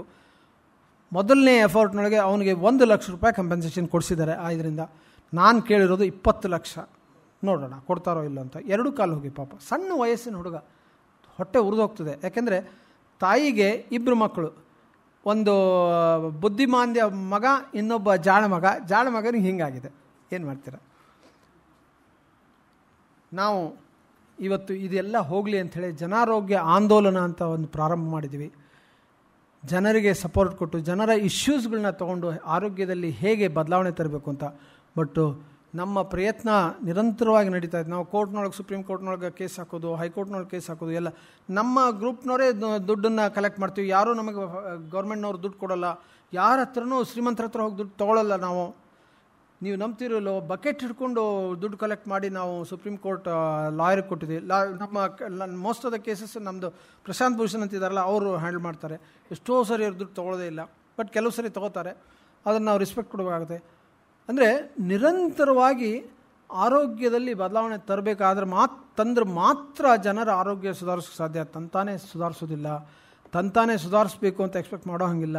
ಇವತ್ತು ಜನಸಾಮಾನ್ಯರ ಆರೋಗ್ಯ ಅವ್ರ ಕೈನೊಳಗೆ ಆಗೋ ತನಕ ನಾವು ನಮ್ಮ ಹೋರಾಟನ ಮುಂದುವರಿಸ್ತೀವಿ. ಆಮೇಲೆ ನಿಲ್ಲಿಸ್ತೀವಿ. ಎಲ್ಲರಿಗೂ ಆರೋಗ್ಯ ಸಿಕ್ತು ಅಂತಂದ್ರೆ ನಿಲ್ಲಿಸ್ತೀವಿ ನಾವು. ಅಲ್ಲಿ ತನಕ ನಾವು ಹೋರಾಟ ಮುಂದುವರಿಸೋರೆ. ನಾನಿದ್ರೂ ಆಯಿತು, ನನ್ನ ಗ್ರೂಪ್ನವ್ರು ಆಯಿತು, ಯಾರಾದರೂ ಆಯಿತು. ನಮ್ಮ ಗ್ರೂಪ್ನವ್ರು ಬೇಕಾದಷ್ಟು ಜನ ಹೋಗಿದ್ದಾರೆ, ಪರವಾಗಿಲ್ಲ, ನಾವು ಮಾಡ್ತೀವಿ ಅನ್ನೋ ಮನೋಭಾವದಿಂದ. ಈಗ ಜನಸಾಮಾನ್ಯರು ಏನು ಮಾಡ್ಬೋದು ಅಂತಂದರೆ, ಈ ಥರದ ಆರೋಗ್ಯದ ಹೆಚ್ಚು ಕಡಿಮೆ ಕಂಡಾಗ ಪತ್ರಿಕೆಗಳಲ್ಲಿ ಬರೀರಿ, ಈ ಥರದ್ದಿದೆ.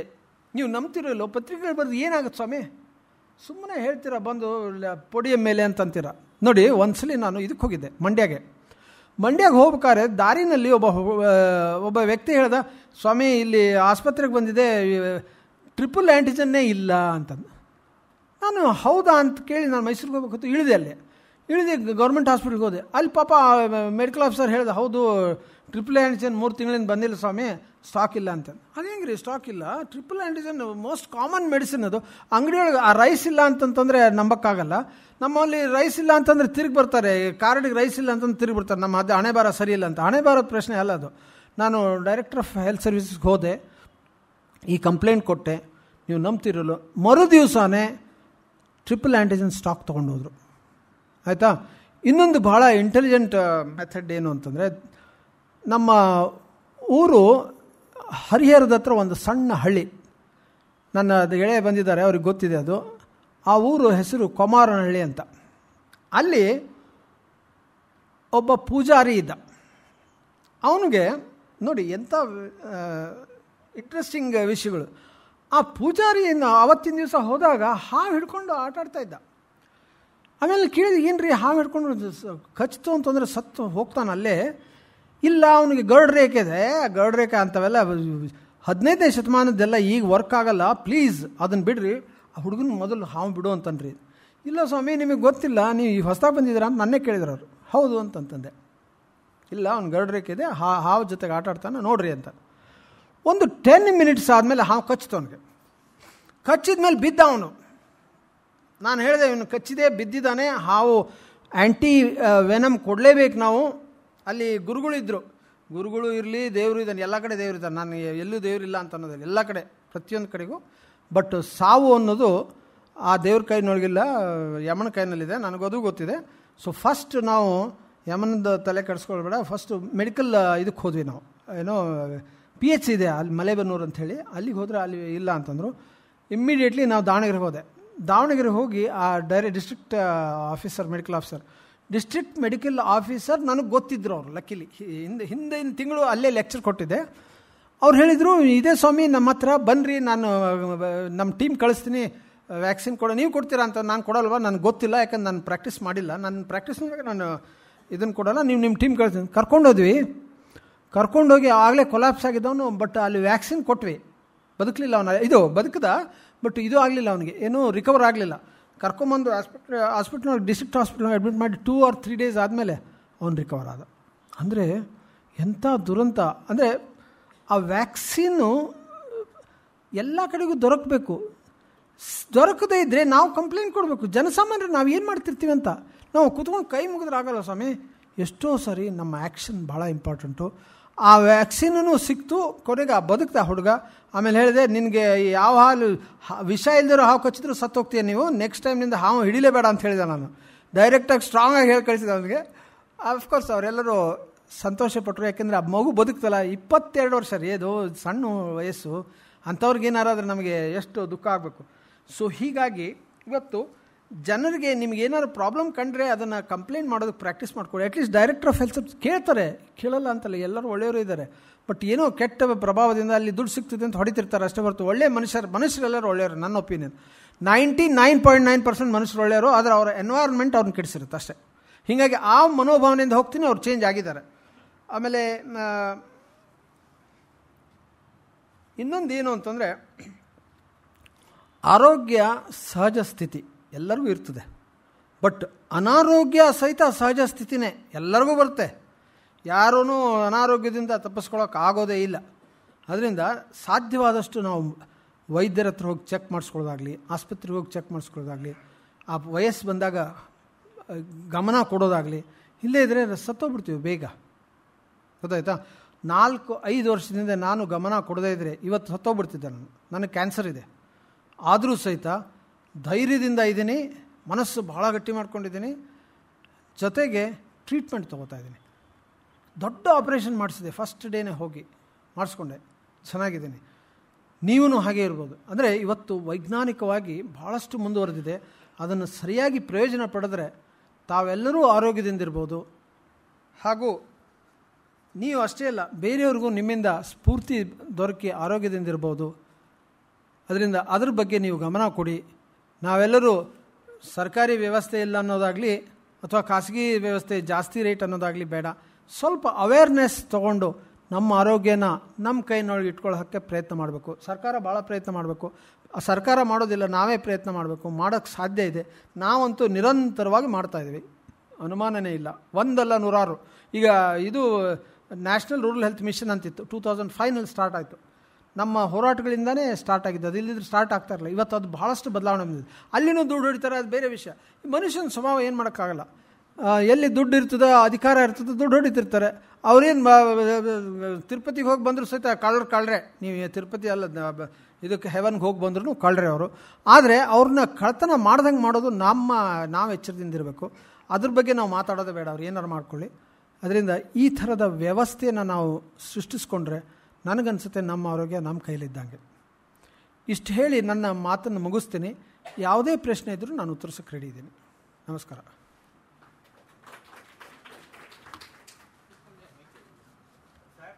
ಹಾಂ ಹೇಳಿ. ಅಲೋಪತಿ ಟೆಕ್ನಾಲಜಿ ಯೂಸ್ ಮಾಡಿದಷ್ಟು ಆಯುರ್ವೇದಿಕ್ಕೂ ಹೋಮಿಯೋಪತಿ ಯೂಸ್ ಮಾಡ್ಕೊತಾ ಇದ್ದಾರಾ? ಯಾಕೆಂದರೆ ಇವಾಗ ಮೂಢನಂಬಿಕೆಗಳಿಂದ ಕೆಲವರು, ಇವಾಗ ಕೋಲಾರ್ನಲ್ಲಿ ಒಬ್ಬರು ನಮ್ಮ ರಿಲೇಟಿವ್ ಇದ್ರು, ಅಯ್ಯಪ್ಪ ಏನು ಕೇಳ್ತಾ ಇರಲಿಲ್ಲ, ಆಯುರ್ವೇದಿಕ್ ಅಳವಡಿಸ್ಕೊಂಡ್ಬಿಟ್ಟು ಹೋಗಿಬಿಟ್ಟಪ್ಪ. ನಾನು ಅದಕ್ಕೆ ತಪ್ಪಿದ್ರೆ ಕ್ಷಮಿಸ್ಬಿಡಿ ಸರ್. ಅಲೋಪತಿ ಟೆಕ್ನಾಲಜಿ ಯೂಸ್ ಮಾಡ್ಕೊಂಡಷ್ಟು ಹೋಮಿಯೋಪತಿ ಆಯುರ್ವೇದಿಕ್ ಯೂಸ್ ಮಾಡ್ಕೊತಾ ಇದ್ದಾರಾ? ನೀವು ಹೇಳಿದ್ರಿ ಆಗಲೇ ವಿಜ್ಞಾನ ನಾವು ಇದು ಮಾಡಬೇಕು ಅಂತ. ಅದಕ್ಕೆ ದಯವಿಟ್ಟು ಒಂದು ಎಕ್ಸ್ಪ್ಲನೇಷನ್ ಕೊಡಿ. ರೀಸೆಂಟ್ ಆದ ಕೇಸು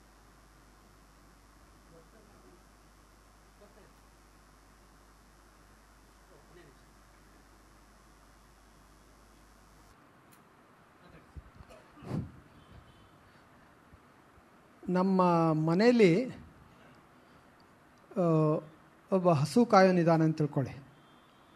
ಅವನು ತಲೆನೋವು ಬಂದ ತಕ್ಷಣ ಫೋರ್ಟಿಸ್ ಹಾಸ್ಪಿಟಲ್ಗೆ ಹೋಗೋದೇ ಇಲ್ಲ. ಅಲ್ಲಿ ಮಂತ್ರತಂತ್ರ ಮಾಡ್ತಾರಲ್ಲ ಅವ್ರ ಹತ್ರ ಹೋಗ್ತಾನೆ ಫಸ್ಟು. ಅದಾದಮೇಲೆ ಸರಿ ಹೋಗದೇ ಇದ್ದರೆ ಮನೆ ಔಷಧಿ ಉಪಯೋಗಿಸ್ತಾನೆ. ಅದಕ್ಕೂ ಸರಿ ಹೋಗ್ತಿದ್ರೆ ಆಯುರ್ವೇದ ಡಾಕ್ಟ್ರ್ ಹತ್ರ ಹೋಗ್ತಾನೆ.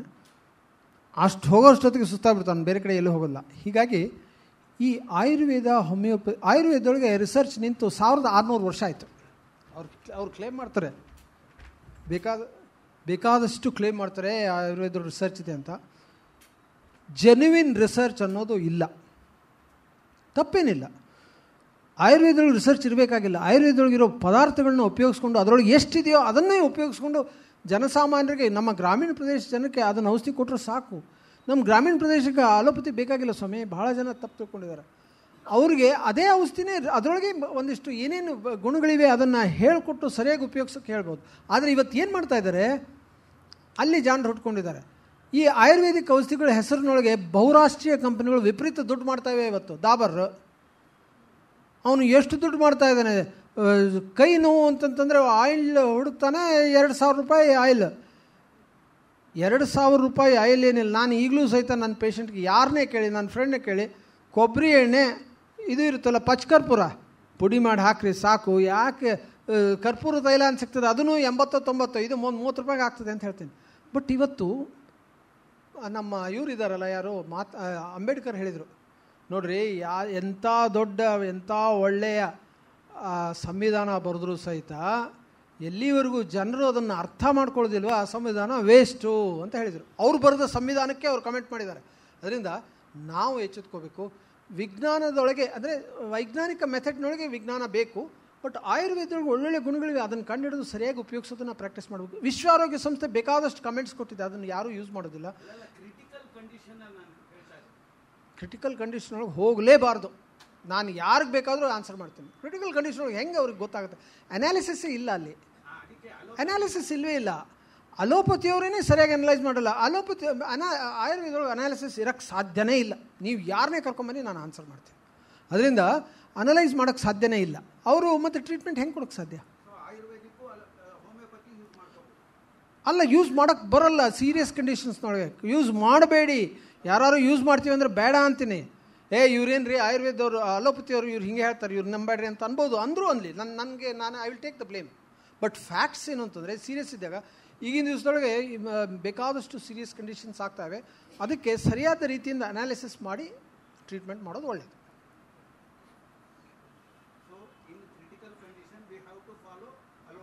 100% ಎದೆ ನೋವು ಬಂತು ಅಂತಂತಂದರೆ ಕಣ್ಣು ಮುಚ್ಚಿಕೊಂಡು ನೀವು ಅಲೋಪತಿ ಡಾಕ್ಟರ್ ಹತ್ರ ಹೋಗಿ. ನನ್ನ ಹತ್ರ ಬರಬೇಡಿ.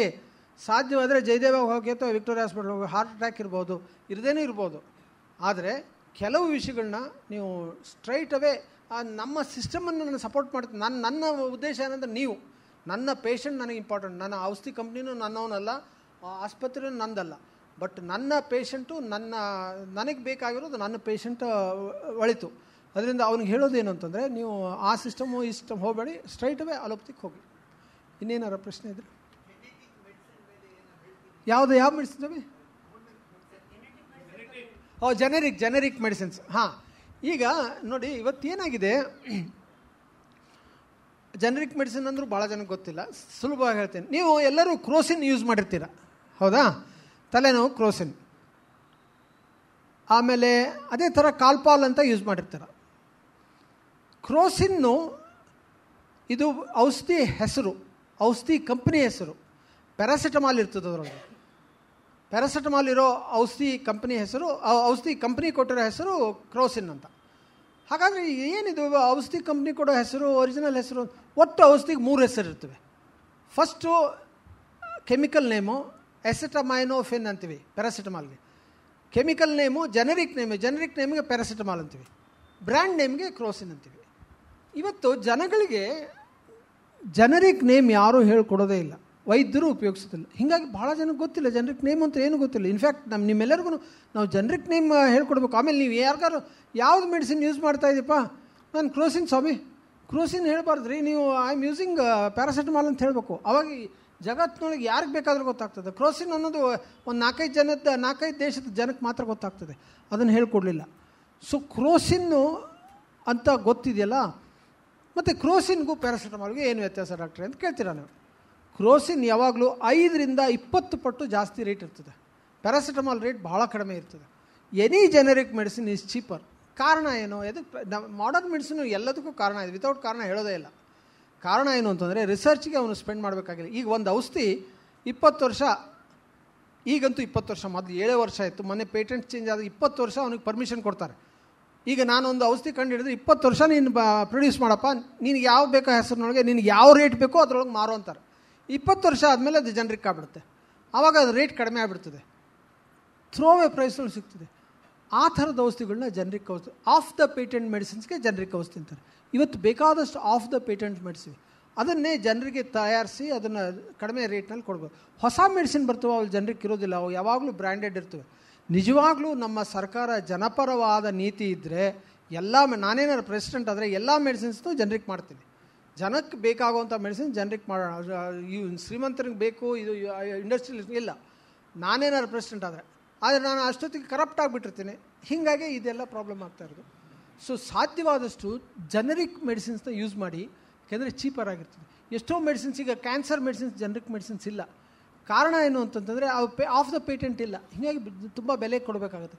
ಅದರೊಳಗೂ ಕಡಿಮೆ ಬೆಲೆ ಇವೆ ಕೆಲವು, ಅದನ್ನು ಉಪಯೋಗಿಸ್ಕೋಬೋದು. ಆಮೇಲೆ ನಮ್ಮಲ್ಲಿ ಬೇಕಾದ ಶ್ರೀಮಂತರಿಗೆ ಅವ್ರು ಕೊಡ್ತಿರ್ತಾರೆ, ಸಾಕಷ್ಟು ದುಡ್ಡು ಕೊಡ್ತಿರ್ತಾರೆ, ಅದನ್ನು ಉಪಯೋಗಿಸ್ಕೊಂಡು ಮಾಡಬೇಕು. ಈ ನಮ್ಮ ಪ್ರೈವೇಟ್ ಹಾಸ್ಪಿಟಲ್ಸ್ ಎಂಥ ವಂಡರ್ಫುಲ್ ಹಾಸ್ಪಿಟಲ್ಸ್ ಇವೆ.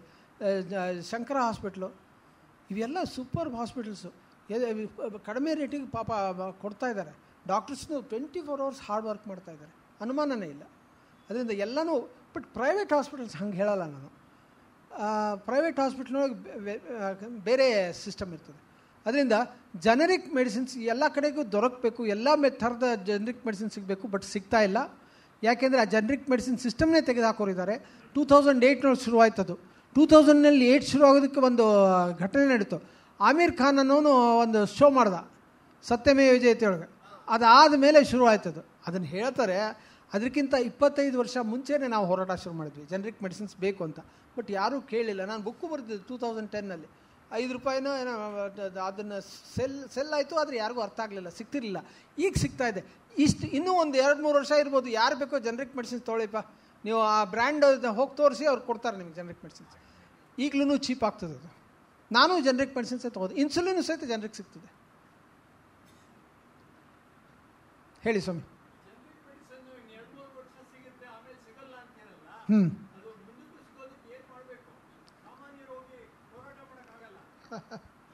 ಹೌದೌದು, ನೀವು ಹೇಳೋದು ಸರಿ ಇದೆ.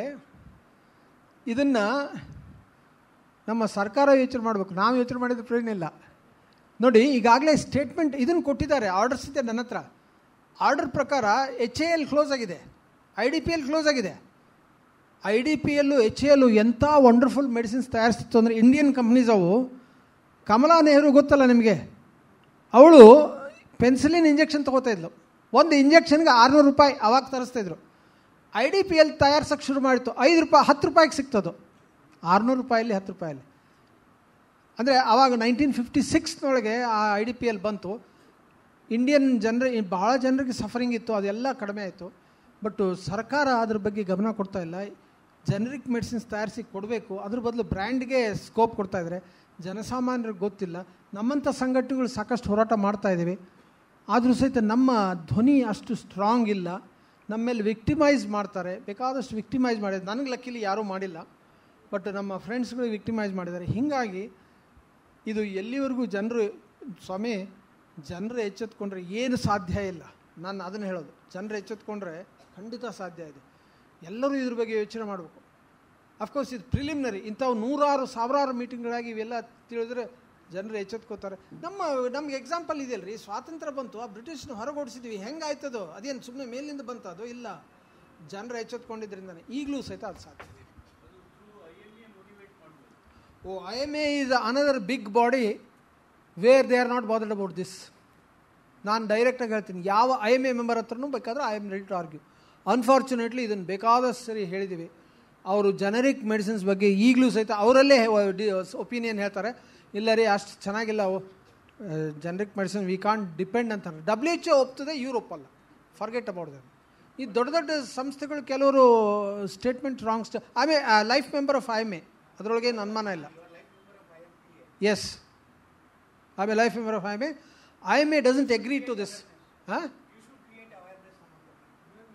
No, see, I have gone to IMA and talked about this. I have gone to several IMA and talked about this. I have gone to many medical colleges and talked about this. But unfortunately, they are not ready to accept this concept. They want to write only brand names. ಯಾಕೆ ಅಂದರೆ gift ಸಿಗ್ತದೆ ಸ್ವಾಮಿ, ಇದನ್ನು ಬಾಯ್ಬಿಟ್ಟು ಹೇಳಬೇಕಾಗಿಲ್ಲ. Mobile ಸಿಗ್ತದೆ, scooter ಸಿಗ್ತದೆ, pen ಸಿಗ್ತದೆ. ನನಗೆ ಇದೊಂದು ಹೇಳಿಲ್ಲ, ಕೊನೆ ಮುಗಿಸ್ಬಿಡ್ತೀನಿ, ಬೇಜಾರು ಮಾಡ್ಕೋಬೇಡಿ. ಈ ವಿಷಯ ಹೇಳಲೇಬೇಕಾಗಿದೆ ನಿಮಗೆ. 35 ವರ್ಷದ ಹಿಂದೆ ಇದು ನಡೀತು. ಒಂದು ಆಯುರ್ವೇದಿಕ್ ಕಂಪ್ನಿ ಔಷಧಿ ಅಮೃತ ಫ್ಲೂಸಿನ್ ಅಂಥೇಳಿ ತಂದು ಕೊಟ್ಟವನು ನನಗೆ. ಡಾಕ್ಟ್ರೇ, ಇದನ್ನು 10,000 ಬಾಟಲ್ ಬರೀರಿ, ನಿಮಗೆ ಸಿಂಗಪೂರ್ ಟ್ರಿಪ್ ಕೊಡ್ತೀನಿ ಅಂತಂದ. ನಾನು ಹೇಳಿದೆ 10,000 ಬಾಟಲ್ ಬರೆಯೋ ಸಾಧ್ಯನೇ ಇಲ್ಲ, ಯಾಕೆಂದರೆ ನಾನು ಆಯುರ್ವೇದಿಕ್ ಡಾಕ್ಟರ್ ಅಲ್ಲ. ನಾನು ಆಯುರ್ವೇದಿಕ್ ಡಾಕ್ಟರ್ ಅಂತ ಬರಿಬೋದಾಯ್ತು, ನಾನು qualified allopathic doctor, I can't right. ಇಲ್ಲ, ಅಲ್ಲಿ ಏನು ಬೇಕಾಗಿಲ್ಲ, ಇಲ್ಲಿದೆ ನೋಡಿರಿ, ಇದಕ್ಕೆ ಹಂಗೆ ಓದಿ ಬರೆಯೋದಾಗಿದ್ದರೆ ನನಗೂ ಕ್ವಾಕ್ಗೂ ಏನು ವ್ಯತ್ಯಾಸ ಇದೆ? ಕ್ವಾಕ್ಸು ಈ ಲಿಟ್ರೇಚರ್ ನೋಡಿ, ಹಾಂ ಇದಕ್ಕೆ ಉಪಯೋಗಿಸ್ಬೋದು ಅಂತ ಹಂಗೆ ನಾನು ನಾನು try and I always do A thorough study and right. ಆಮೇಲೆ 10,000 ಬಾಟ್ಲ್ ಬರಿಬೇಕು ನೀವು. ಏನು ಸಿಂಗಪುರ್ಗೆ ಹೋಗಿ ಏನು ಮಾಡೋದು ಅಂತ, you can go there and spend good time ಅಂತ. ನಾನು 35 ವರ್ಷ ಸಿಂಗಪುರ್ ಕನಸು ಕಂಡಿರಲಿಲ್ಲ. ನೋಡಪ್ಪ, ನಾನು ಸಿಂಗಪುರ್ಗೆ ಹೋಗ್ಬೇಕು ನಿಜ, ನಾನು ಮದುವೆನೂ ಆಗಿಲ್ಲ, ಸಿಂಗಪುರ್ಗೆ ಹೋಗಿ ಏನು ಮಾಡಲಿ, ನಾನು I never believed in going alone. ಅವ್ನು ಹೇಳಿದ, ನೀವು ಮದುವೆ ಆಗ್ತಿದ್ರೆ ಏನಾಯ್ತು, ಇನ್ನೂ ಚೆನ್ನಾಗೈತೆ, ನಾವು ಪ್ರೊವೈಡ್ ಮಾಡ್ತೀವಲ್ಲಿ ಅಂತ. ಅಯ್ಯೋ, ಈ ಲೆವೆಲ್ಗೆ ಹೋಗ್ತಾರಲ್ಲ ಇವರು ಮೆಡಿಕಲ್ ಕಂಪ್ನಿಯವರು. He is ready to provide a woman to me. ನಾನು ನನ್ನ ಜೀವನದೊಳಗೆ ಅದನ್ನು ಯಾವತ್ತೂ ಯೋಚನೆ ಮಾಡಿಲ್ಲ. ಆ ಪ್ರೊವೈಡಿಂಗ್ ಎ ವುಮನ್ಸ್, ನೋ, ಆ ಲೆವೆಲ್ ಇಳಿದ್ಬಿಟ್ವಿ ಅಂದರೆ ನಾವು ಡಾಕ್ಟರ್ಸ್ ಆ ಲೆವೆಲ್ ಇಳಿದ್ಬಿಟ್ರೆ ಅದು ಬೇರೆಯವ್ರದ್ದು ಗೊತ್ತಿಲ್ಲ ನನಗೆ. ಬಟ್ ನನಗೆ ಐ ಡಿಂಟ್ ಅಕ್ಸೆಪ್ಟ್. ನೋಡಪ್ಪ, ಇದೆಲ್ಲ ಹೇಳಬೇಡ ನೀನು. ಬಟ್ ಒಂದು ತಪ್ಪು ಮಾಡಿದೆ ನಾನು. ಅವ್ನು 35,000 ರೂಪಾಯಿ ಚೆಕ್ ತಂದು ಕೊಟ್ಟಿದ್ದೆ ಇದಕ್ಕೆ. ಅದು ಆಗಲಿಲ್ಲ ಸಿಂಗಪೂರ್ದು. ಈ 35,000 ರೂಪಾಯಿ ಚೆಕ್ ಕೊಟ್ಟ, ಅದು 10,000 ಬರೀ ಅಂತ ವೆಲ್ ಇನ್ ಅಡ್ವಾನ್ಸ್ ನಾನೇನು ಬರೆದಿರಲಿಲ್ಲ. ಅದನ್ನು ಹರಿದಿದ್ದರೆ ಇವತ್ತು ತೋರಿಸ್ಬೋದಾಗಿತ್ತು. ಅಂದರೆ medical companies go to any extent. ಅಲ್ಲಿ ಒಬ್ಬ ಪಾಪ್ಯುಲರ್ ಡಾಕ್ಟರ್ ಇದ್ದಾನೆ, ಬರೀತಾನೆ ಅಂತಂದರೆ ಅವನು ಬುಟ್ಟಿಗೆ ಹಾಕುತ್ತಾರೆ. ನಮ್ಮ ಮೆಡಿಕಲ್ ಪ್ರೊಫೆಷನ್ನವರು ಇದು ಕಳಂಕ ಇದೆ ಅವ್ರಿಗೆ, ನಾನು ಧೈರ್ಯವಾಗಿ ಹೇಳ್ತೀನಿ. ಬಟ್ ಬೇಕಾದಷ್ಟು ಜನ ಹೈ ಕ್ವಾಲಿಫೈಡ್ ಆ್ಯಂಡ್ ಹೈ ಸ್ಟ್ಯಾಂಡರ್ಡ್ನವರು ಇದ್ದಾರಲ್ಲಿ ನಮ್ಮ ಮೆಡಿಕಲ್ ಪ್ರೊಫೆಷನಲ್. ಭಾಳ hats off to them. One is the director of our Jayadeva, hats off to him, he is a wonderful guy. So ಬೇಕಾದಷ್ಟು ಜನ ಇದ್ದಾರೆ, ಇಂಥವರು ಇದ್ದಾರೆ. ಎಲ್ಲಿವರೆಗೂ ನಮ್ಮ ಸಮಾಜ ಚೇಂಜ್ ಆಗೋದಿಲ್ಲ, ಈ ದುಡ್ಡಿನ ದಾಹ ಹೋಗೋದಿಲ್ಲ, ಅವರು ಚೇಂಜ್ ಆಗೋದಿಲ್ಲ. ಇಲ್ಲಿ ಚೇಂಜ್ ಆದರೆ ಅಲ್ಲೂ ಚೇಂಜ್ ಆಗ್ತಾರೆ. ಅದು ಮೇಲಿಂದ ಬರಲ್ಲ, ಇಲ್ಲಿಂದ ಹೊರಡಬೇಕು. ಇಷ್ಟು ಹೇಳಿ ನನ್ನ ಮಾತು ಮುಗಿಸ್ತೀನಿ.